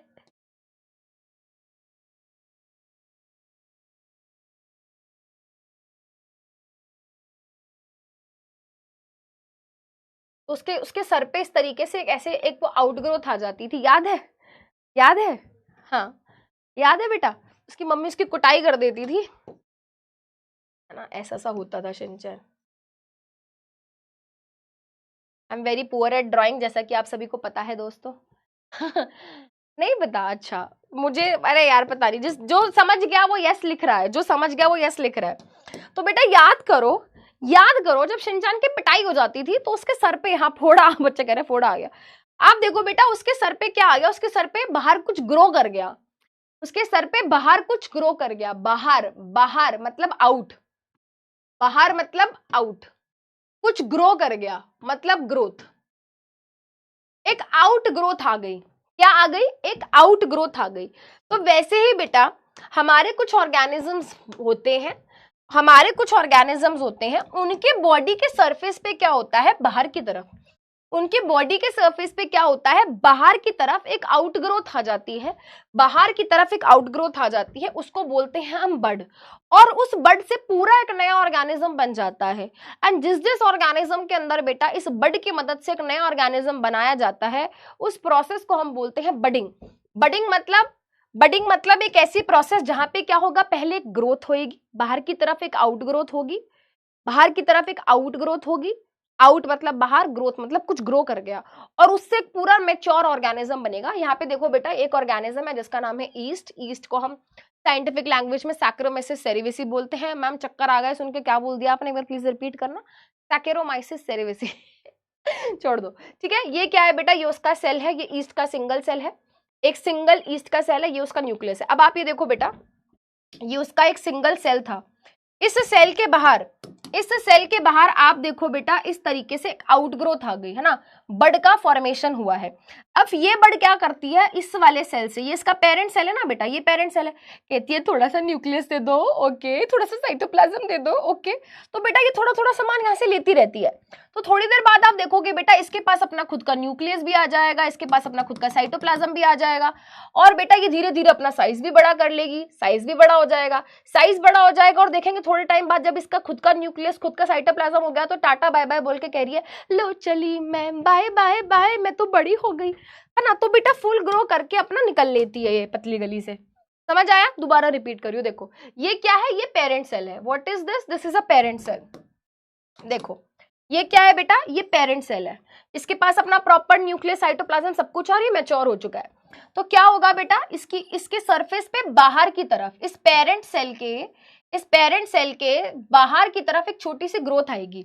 ये ग्रोथ क्या करेगी, कहेगी पेरेंट सेल को थोड़ा सा साइटोप्लाज्म दे दो, ये भी बेचारा प्यार में, है ना, आपके भाई चलो छोटा सा कोई है दे देता हूँ दान में, तो ये थोड़ा सा साइटोप्लाज्म दे देता है। फिर कहता है यार अब थोड़ा सा न्यूक्लियस भी मिल जाता है, तो अपना न्यूक्लियस भी डिवाइड, है ना, न्यूक्लियस भी ऐसे ऐसे करके थोड़ा थोड़ा न्यूक्लियस भी मिल जाता है। तो भाई इसके पास धीरे धीरे करते हुए बेटा, धीरे धीरे करते हुए इसके पास न्यूक्लियस भी, साइटोप्लाज्म सब इसके पास इकट्ठा हो गया। अब ये क्या करता है, अब इसके पास साइटोप्लाज्म है, सब कुछ है, प्रोटीन शोटीन सब कुछ आ गया, धीरे धीरे बेटा अपना बिजनेस फैला लेता है, धीरे धीरे अपना बिजनेस फैला लेता है, अपना एक्सपैंड करता है खुद को। और थोड़े टाइम बाद देखो बेटा ये अपने आप को प्रॉपर फुली डेवलप कर चुका है, और जब इसको लगता है कि मैं फुली डेवलप हो गया हूं, तो ये क्या करता है बेटा, अपने आप को सेपरेट कर लेता है, कहता है अच्छा चलता हूं, दुआओं में याद रखना, टाटा बाय बाय। कभी कभी बेटा इस तरीके से भी केस देखने को मिलता है, कभी कभी ऐसे भी केस देखने को मिलता है कि भाई ये पेरेंट सेल है, पेरेंट सेल के पास एक बड बनी, उस बड के ऊपर एक और बड बन गई, उसके ऊपर एक और बड बन गई, उसके ऊपर एक बन गई, एक और बड बन गई, है ना, बड के ऊपर बड बनती चली जाती हैं। फिर ये सब मैच्योर हो जाती हैं और एक एक करके चली जाती हैं, एक एक करके चली जाती हैं। समझ गए? तो इसको बोलते हैं चेन ऑफ बर्ड्स, इसको बोलते हैं चेन ऑफ बर्ड्स, ठीक है। अब बडिंग की प्रोसेस बेटा एक और ऑर्गेनिज्म के अंदर देखने को मिलती है जिसका नाम होता है हाइड्रा। ईस्ट क्या है बेटा, ईस्ट एक तरीके का फंजाई होता है, प्लीज याद रखेंगे, ईस्ट क्या है, एक तरीके का यूनिसेलुलर फंजाई है, ईस्ट क्या है? एक तरीके का यूनिसेलुलर मतलब सिंगल सेल से बना हुआ फंजाई है। अब बात करते हैं हाइड्रा की। हाइड्रा क्या है? हाइड्रा कोई यूनिसेलुलर ऑर्गेनिज्म नहीं है बेटा। हाइड्रा एक तरीके का मल्टी सेल्यूलर एनिमल है। किसी को अगर लग रहा है इसको देख के कि मैम ये तो पाम का ट्री लग रहा है, ऐसा देख के पाम ट्री हो, है ना, हाइड्रा हाइड्रा है ना, ऐसा लग रहा है, नहीं बेटा, it is an animal. Hydra एक तरीके का एनिमल है, पानी में पाया जाता है, मल्टी सेलुलर है, बहुत सारे सेल से मिलकर बना होता है, ज्यादा बड़ा नहीं होता, 2-3 सेंटीमीटर का इतना सा निन्ना पिन्ना सा ऑर्गेनिज्म है, एनिमल है। अब होता क्या है बेटा, ये जो आपको ऊपर ऊपर दिख रहे हैं इनको ना टेंटिकल्स बोलते हैं। क्या बोलते हैं बेटा इनको? टेंटिकल्स। टेंटिकल्स की मदद से ना ये ऐसे ऐसे ऐसे ऐसे ऐसे ऐसे मूव करते रहते हैं टेंटिकल्स। और तो बेटा जब ये ऐसे ऐसे मूव करते हैं तो खाना इनके आसपास आ जाता है, मतलब ये खाने को पकड़ लेते हैं इनकी मदद से। तो बेसिकली फूड के कैप्चरिंग में हेल्प करते हैं, ये थोड़े बहुत मोबिलिटी भी देते हैं। ठीक है, अब होता क्या है बेटा, ये हमारा पेरेंट हाइड्रा है। पेरेंट हाइड्रा पे होता क्या है बेटा, एक स्पेसिफिक स्पॉट पे बेटा यहाँ पे मान लो कुछ सेल्स थे, वो सेल्स बार बार डिवाइड करने लगते हैं। वो सेल्स क्या करते हैं? बार बार डिवाइड करते हैं, 1 से 2, 2 से 4, 8, 16, 34, 32 करते करते करते करते एक आउटग्रोथ आ गई, बर्ड। और देखते ही देखते क्या हो गया बेटा, उस बर्ड ने धीरे धीरे धीरे धीरे धीरे धीरे करते हुए पूरा हाइड्रा बना दिया। ठीक है, अब जब ये हाइड्रा क्या हो जाएगा बेटा, जब ये हाइड्रा पूरा डेवलप हो जाएगा, अगेन अच्छा चलता हूं, दुआओं में याद रखना, तो ये एक दिन क्या करेगा बेटा, अपने पेरेंट हाइड्रा को छोड़कर उससे सेपरेट हो जाएगा। देखो बेटा यहाँ पर ये सेपरेट हो गया और ये चला जाएगा। ठीक है, और ये चला जाएगा। हाइड्रा के केस में बेटा याद रखना, हाइड्रा बडिंग तो करता ही करता है, एंड याद रखना बेटा वो रीजनरेशन की प्रोसेस भी कर सकता है। एक बार बोर्ड के पेपर में क्वेश्चन आ गया था, बताओ ऐसे कौन से 2 मोड ऑफ रिप्रोडक्शन होते हैं जो हाइड्रा शो कर सकता है? तो हम बताएंगे कि भाई वो बडिंग भी कर सकता है और वो रीजनरेशन भी कर सकता है। रीजनरेशन क्या होता है मैम? What is regeneration? बेटा देखो, वेजिटेटिव प्रोपगेशन नेक्स्ट क्लास के लिए छोड़ देते हैं, क्योंकि नेक्स्ट क्लास में मैं प्लांट्स के बारे में पढ़ाऊंगी तो वहां पे कर लूंगी डिस्कस। बट अब ये 2-3 छोटी चीजें बची हैं, उनके बारे में फटाफट क्या कर लेते हैं, डिस्कस कर लेते हैं। ठीक है, चलो रीजनरेशन सबसे आखिरी में पढ़ाऊंगी। और देखो बेटा ये क्या है, ये एक स्पाइरोगायरा है। स्पाइरोगायरा एक तरीके की ग्रीन कलर की एल्गी होती है, पानी में पाई जाती है, it is a green coloured algae, green algae बोलते हैं इसको, पानी में पाई जाती है। अगेन मल्टी सेलुलर ऑर्गेनिज्म है, सिंगल सेल्ड ऑर्गेनिज्म नहीं है बेटा, ये एक मल्टी सेलुलर ऑर्गेनिज्म है ना। तो मान लो बेटा ये इसका एक सेल है, ये इसका एक सेल है, ये इसका एक सेल है, तो ये बहुत सारे सेल से मिलकर बनी होती है। It is made up of many cells, ये इसका न्यूक्लियस, ये इसका न्यूक्लियस, ये इसका न्यूक्लियस एंड न्यूक्लियस। अब होता क्या है बेटा, होता क्या है, ये खुद ही है ना, खुद ही कहती है मैं तो टूट गया भाई, मैं तो टूट गया, है ना। तो जैसे ये मैच्योर होती है कि खुद अपने आप के टुकड़े कर लेती है, और रैंडमली कहीं से भी, ये नहीं कि जहां पे 2 सेल मिल रहे होंगे वहां से खुद को ब्रेक करेगी, नहीं, रैंडमली कहीं से भी ये क्या करती है बेटा, रैंडमली कहीं से भी बेटा अपने आप को टुकड़ों में क्या कर देती है, खुद ही अपने सेल्स को तोड़ देती है। और खुद ही जब अपने सेल्स को तोड़ती है तो क्या हो गया, टुकड़े टुकड़े टुकड़े हो गए, टुकड़े टुकड़े कर दूंगा खुद के, टुकड़े टुकड़े कर दूंगा खुद के, है ना, खुद टुकड़े टुकड़े कर लिए। एंड हर टुकड़ा मतलब फ्रैगमेंट, हर फ्रैगमेंट क्या होता है बेटा, मैच्योर हो जाता है, हर फ्रैगमेंट मैच्योर हो जाता है, हर टुकड़ा क्या होता है, मैच्योर हो जाता है। क्या मुझे यहाँ पर किसी और की जरूरत पड़ी नया स्पाइरोगायरा बनाने के लिए? नहीं। क्या मुझे यहाँ पर किसी मेल फीमेल हाइड्रा की जरूरत पड़ी? नहीं। नया हाइड्रा बन गया, नया ईस्ट बन गया, नया लिशमानिया, नया प्लाज्मोडियम, नया अमीबा बन गया। और ऐसा करने के लिए हमने कहीं भी किसी भी, है ना, ऐसा करने के लिए हमने कहीं पे भी किसी मेल या फीमेल हाइड्रा की या किसी ऑर्गेनिज्म की जरूरत नहीं पड़ी, कहीं पे भी स्पर्म एग बनाने की जरूरत नहीं पड़ी, कहीं पे भी फर्टिलाइजेशन करने की जरूरत नहीं पड़ी। तो ये सब क्या है भाई, एसेक्सुअल रिप्रोडक्शन ही तो है। ठीक है, चलो अब बेटा बात करेंगे हम एक और एसेक्सुअल मेथड की, जिसका नाम होता है स्पोर फॉर्मेशन। अब देखो बेटा, थोड़ा सा एडवांस ऑर्गेनिजम्स की बात कर रहे हैं, जो मतलब थोड़ा सा जिनके अंदर थोड़ी सी स्पेशलाइजेशन है। स्पेशलाइजेशन मतलब जहाँ पे भाई काम बटा हुआ है, ऐसा नहीं कि भाई तू एक सेल है तू ही सब कुछ करेगा। अमीबा के अंदर क्या था भाई, उस एक ही सेल में वो न्यूट्रिशन भी कर रहा है, उसी एक सेल से बेटा वो रेस्पिरेशन, ट्रांसपोर्टेशन, एक्सक्रीशन सब कुछ उसी में हो रहा है। बट हम थोड़े से हायर ऑर्गेनिजम्स में आ रहे हैं, जैसे कि एक फंजाई होता है बेटा जिसका नाम होता है ब्रेड मोल्ड या फिर राइजोपस। ठीक है, राइजोपस का आर कैपिटल होगा, भाई क्या कर रहे हो। राइजोपस का एक और नाम होता है ब्रेड मोल्ड। इसका नाम ब्रेड मोल्ड क्यों होता है बेटा, तो आपने देखा होगा अगर आप कुछ समय के लिए, है ना, 10 दिन के लिए आप ब्रेड को छोड़ दो तो उसके ऊपर इस तरीके से क्या है बेटा, ये हरा हरा हरापन आ जाता है। ये हरा हरापन कुछ नहीं है, ये हरा हरापन एक्चुअली में वो फंगस है जो उसके ऊपर ग्रो कर रही है, एंड जो फंगस बेटा इसके ऊपर ग्रो कर रही है उसका नाम होता है राइजोपस या फिर ब्रेड मोल्ड। ठीक है, अब बेटा अब ध्यान से सुनना, ध्यान से सुनना। इसकी बॉडी ना बहुत सारे सेल से मिलकर बनी है, ऐसे सोचो, इसकी बॉडी जो है बेटा बहुत सारे सेल से मिलकर बनी है। यहाँ पर भी cells cells cells cells cells cells, यहाँ पर भी cells cells cells cells cells, बहुत सारे cells cells cells cells cells, है ना। It is a multi cellular organism, that means इसकी बॉडी बहुत सारे सेल से मिलकर बनी हुई है। बट यहाँ पर हर सेल के पास वो पावर नहीं है जो एक नया ब्रेड मोल्ड बना के दे सके। बेटा मैं आपको एग्जांपल देती हूँ, आप रिलेट करोगे। आपकी बॉडी में एक नहीं बेटा, आपकी बॉडी में करोड़ों सेल्स हैं।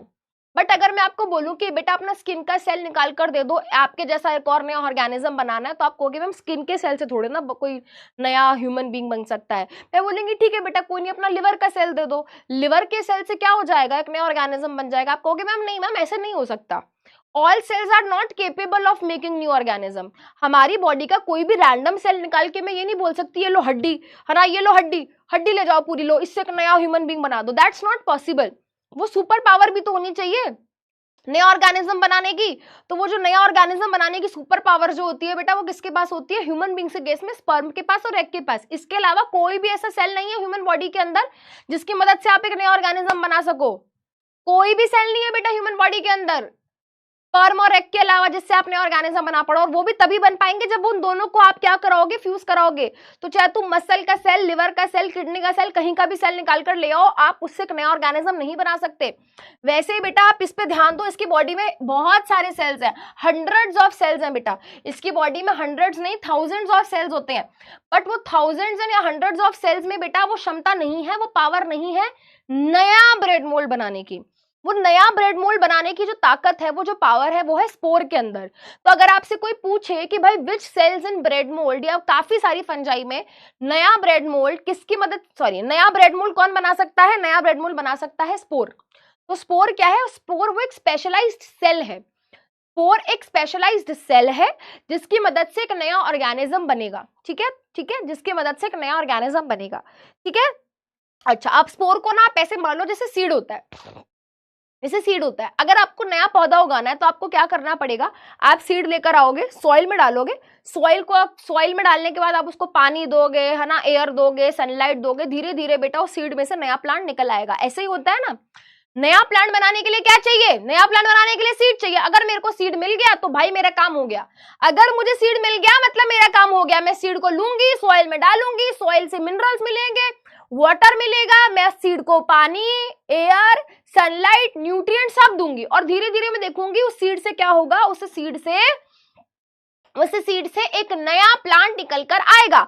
वैसे ही बेटा आप अपने दिमाग में सीड की जगह रखो स्पोर को, वैसे ही बेटा आप अपने दिमाग में रखो स्पोर को। तो स्पोर भी ऐसा ही होता है, स्पोर भी ऐसा ही होता है। स्पोर एक ऐसा सेल है, जैसे ही उसको फेवरेबल कंडीशंस मिलेंगी, फेवरेबल कंडीशंस मतलब जैसे फंगस, ये है फेवरेबल कंडीशंस क्या है, वार्म कंडीशंस होनी चाहिए, थोड़ा बहुत मॉइस्चर होना चाहिए, पानी होना चाहिए, है ना। तो बेटा वो एक नया ब्रेड मोल्ड बनाकर दे देगा।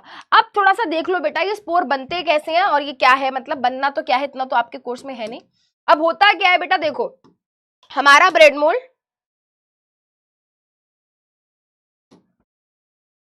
है ना, इस तरीके के स्ट्रक्चर्स होते हैं बेटा, ये है ना, इनको बोलते हैं हम स्पोरेंजियोफोर। इन स्पोरेंजियोफोर के ऊपर बेटा इस तरीके से गोल गोल ब्लॉब जैसे बॉल जैसे स्ट्रक्चर्स लगे होते हैं जिनको हम बोलते हैं स्पोरेंजिया। और इन स्पोरेंजिया के अंदर बेटा एक नहीं दो नहीं बहुत सारे क्या बनते हैं, स्पोर्स। इन्हीं के अंदर क्या बनते हैं भाई, इन्हीं के अंदर बनते हैं स्पोर्स। तो कोई पूछे कि स्पोर्स कहाँ बनते हैं, स्पोर्स कहाँ बनते हैं, तो स्पोर्स स्पोरेंजिया के अंदर बनते हैं। स्पोरेंजिया किसकी, एक डंडी होती है, एक डंडी होती है जिसका नाम होता है स्पोरेंजियोफोर, उसकी टिप पे लगे होते हैं। एक डंडी है स्पोरेंजियोफोर, स्पोरेंजियोफोर नाम की एक डंडी की टिप पर एक बॉल जैसा स्ट्रक्चर लगा हुआ है जिसका नाम स्पोरेंजिया है। इस पैकेट का, इस बॉल का नाम क्या है? स्पोरेंजिया। और स्पोरेंजिया के अंदर क्या बनते हैं? स्पोरेंजिया के अंदर वो छोटे छोटे छोटे छोटे छोटे छोटे सेल्स बनते हैं जिनका नाम क्या है? स्पोर्स।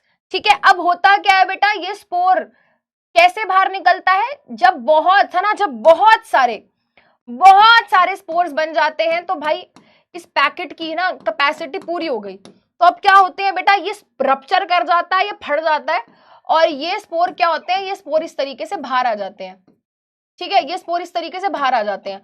अब ये बहुत ही लाइट वेट होते हैं, ये बहुत ही क्या होते हैं भाई? लाइट वेट होते हैं। तो होता क्या है भाई, ये हवा से उड़ते उड़ते उड़ते उड़ते इधर उधर इधर उधर इधर उधर इधर उधर इधर उधर इधर उधर पहुंच जाते हैं, क्योंकि ये बहुत ही हल्के हैं, बहुत ही लाइट वेट है ना। और मान लो बेटा कहीं पे, है ना, मान लो बेटा कहीं पे इस तरीके से इनको ब्रेड मिल गई, है ना, तो ऑब्वियस सी बात है इनकी तो मजे हो गए, इनके तो बल्ले बल्ले हो गए, इनको यही चाहिए था।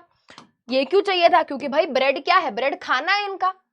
तो बेटा ये ब्रेड के सरफेस पे आएंगे। अब आप ऐसे सोचो, ये ब्रेड के सरफेस पे आ गए, जैसे सीड को सॉइल मिल गई थी, वाटर मिल गया था, सही टेम्परेचर मिल गया था, सनलाइट मिल गई थी, तो उसने क्या करा था? नया प्लांट बना के दे दिया था। वैसे ही भाई ये स्पोर को जैसे ही ब्रेड मिल गई तो ये क्या करेगा?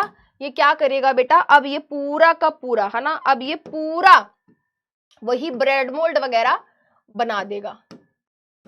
ब्रेड मोल्ड वगैरह अब ये क्या कर देगा? बना देगा। एक टिपिकल स्पोर किस तरीके का होता है मैं आपको बना के दिखा देती हूँ, है ना।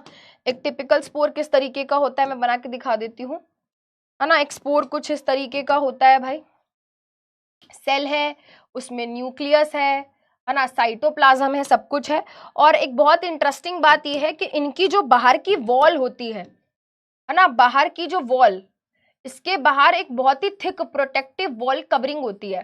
मतलब इसके बाहर एक बड़ी मोटी सी क्या होती है? एक जैकेट होती है। क्यों? ये क्या करती है बेटा? ये थिक प्रोटेक्टिव वॉल इसको प्रोटेक्शन देती है। मान लो बेटा ये स्पोर बेचारा घूम रहा है इधर से उधर, इधर से उधर, इसको मान लो बेटा कहीं पे फूड नहीं मिल रहा, तो बेचारा मरे ना, है ना, मर ना जाए कहीं बेचारा। टेम्परेचर ज्यादा है, इतना ज्यादा टेम्परेचर, कहीं मर ना जाए, तो उससे क्या करता है बेटा? ये प्रोटेक्ट करता है। तो याद रखेंगे स्पोर के पास क्या होती है? Thick wall.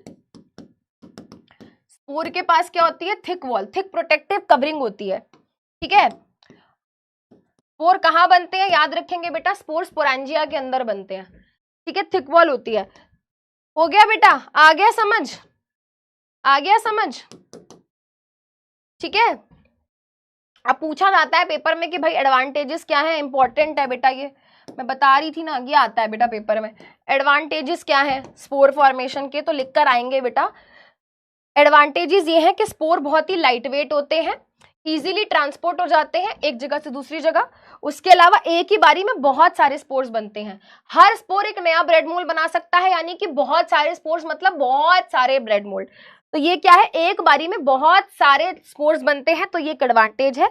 और हम ये भी बताएंगे कि हर स्पोर क्या होता है? एक थिक वॉल से कवर्ड होता है, जो कि क्या करता है? स्पोर को एक प्रोटेक्शन देता है। और अगर अनफेवरेबल कंडीशन आ भी गई, मान लो ब्रेड नहीं मिला, टेम्परेचर सही नहीं मिला, पानी नहीं मिला, तो मरेगा नहीं, है ना, तो बच जाएगा। ये इंपॉर्टेंट है बेटा, प्लीज अच्छे से कर लेना, मैं सब साफ कर देती हूँ। ठीक है बेटा, तो ये हमारे कुछ टॉपिक्स थे। अच्छा यार ये रह गया, 1 मिनट रुको, रीजनरेशन रह गया, बस फटाफट से वो बता देती हूँ आपको और फिर हम क्लास खत्म करते हैं।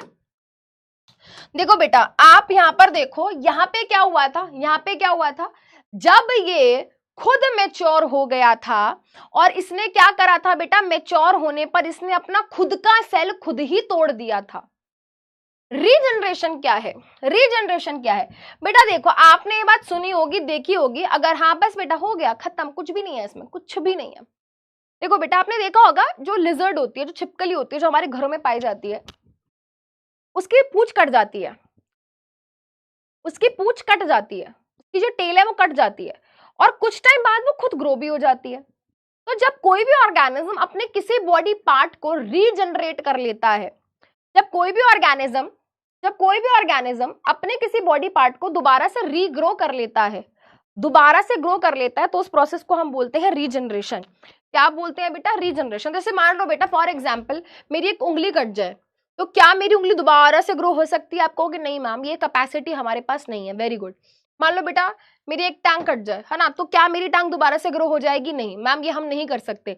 बट कुछ ऑर्गेनिज्म ऐसे हैं बेटा, अगर उनकी बॉडी का कोई पार्ट कट भी जाता है ना, उनकी बॉडी का कोई भी पार्ट अगर कट जाता है तो उस पार्ट को दोबारा से ग्रो कर सकते हैं, जैसे कि स्टारफिश। स्टारफिश को आपने देखा होगा बेटा, है ना, पैट्रिक ठीक है, तो स्टारफिश का बेटा अगर कोई बॉडी पार्ट इस तरीके से मान लो कट गया ना, तो एक आर्म अगर उसका कट गया तो उसको दोबारा से क्या कर लेगा? ग्रो कर लेगा। लिजर्ड भी क्या कर सकती है बेटा? अपने उस बॉडी पार्ट को, अपनी टेल को क्या कर सकती है? ग्रो कर सकती है। तो वैसे ही बेटा एक ऑर्गेनिज्म होता है जिसका नाम होता है प्लेनेरिया, वो जानबूझ के अपनी बॉडी को नहीं तोड़ता है। पहली चीज, उसका रिप्रोडक्शन करने का तरीका ये है ही नहीं, हमने उसको मजबूर किया ये करने के लिए। बेटा प्लेनेरिया एक ऐसा ऑर्गेनिज्म है जिसकी बॉडी के अंदर क्या होता है? जिसकी बॉडी के अंदर स्पर्म बनता है, एग बनता है, सेक्सुअल रिप्रोडक्शन होती है। हमने क्या किया बेटा? हमने इसके साथ गलत किया। हमने नहीं, एक्चुअली में हो जाता है, पानी के अंदर पाया जा रहा है, तो भाई कोई शिकारी आया, है ना, काट के चला गया, इसने कहा छोड़ दो छोड़ दो छोड़ दो, तो इसने क्या किया बेटा? अपने वो पार्ट को कहा छे मर जा, मैं तो जा रहा हूँ, है ना, तो अपना किसी बॉडी पार्ट को कटवा कर आ गया, ये अपने किसी बॉडी पार्ट को कटवा कर आ गया। अब क्या करेगा? बैठेगा थोड़ी, बैठेगा थोड़ी, दोबारा से रीग्रो कर लेगा। ठीक है, तो अब होता क्या है बेटा? ये जानबूझ के अपने बॉडी पार्ट को नहीं तोड़ता है, कंडीशंस ऐसी हो जाती हैं कि भाई इसकी बॉडी के टुकड़े हो गए, तो अब क्या होगा बेटा? मान लो ये जो एक टुकड़ा था ये अपने मिडल पार्ट को और टेल वाले पार्ट को ग्रो कर लेगा। मान लो बेटा ये वाला टुकड़ा था, ये अपने हेड वाले पार्ट को और अपने टेल वाले पार्ट को ग्रो कर लेगा। मान लो ये जो टेल वाला टुकड़ा था, ये अपने मिडल पार्ट को और अपर पार्ट को क्या कर लेगा? ग्रो कर लेगा। तो कहने का मतलब ये है बेटा, ये तो अपनी जान, जो इसके बेचारे को चोट लग गई है, उसको हील करने के चक्कर में क्या कर रहा था? अपने बॉडी पार्ट को ग्रो कर रहा था। बट यहाँ पे हुआ क्या? हमें तो आखिरी में क्या हो गया? हमें तो आखिरी में 3 प्लेनेरिया मिल गए। एक प्लेनेरिया ने अपने लॉस्ट बॉडी पार्ट को ग्रो करने के चक्कर में क्या किया? अपने बॉडी पार्ट्स को रीजनरेट करा। बट आखिरी में हुआ क्या? 3 प्लेनेरिया मिल गए। एक पेरेंट से, एक ऑर्गेनिज्म से 3 नए बन गए। तो रिप्रोडक्शन हो गया कि नहीं होगा? बट ये एक्चुअली में इसने ये सोच के नहीं किया कि मैं रिप्रोडक्शन कर रहा हूं, राइट। इसी प्रोसेस को हम क्या बोलते हैं बेटा? रीजनरेशन। ठीक है, स्टारफिश, प्लेनेरिया इस ऑर्गेनिजम्स के अंदर होता है। आज की क्लास यहीं पे करते हैं खत्म। ठीक है बेटा, सो अब हम मिलेंगे नेक्स्ट क्लास में, हम पढ़ेंगे वेजिटेटिव प्रोपगेशन, प्लांट के अंदर रिप्रोडक्शन कैसे होता है। ठीक है, so that's all for today's class. Thank you so much, take care of yourself, bye bye.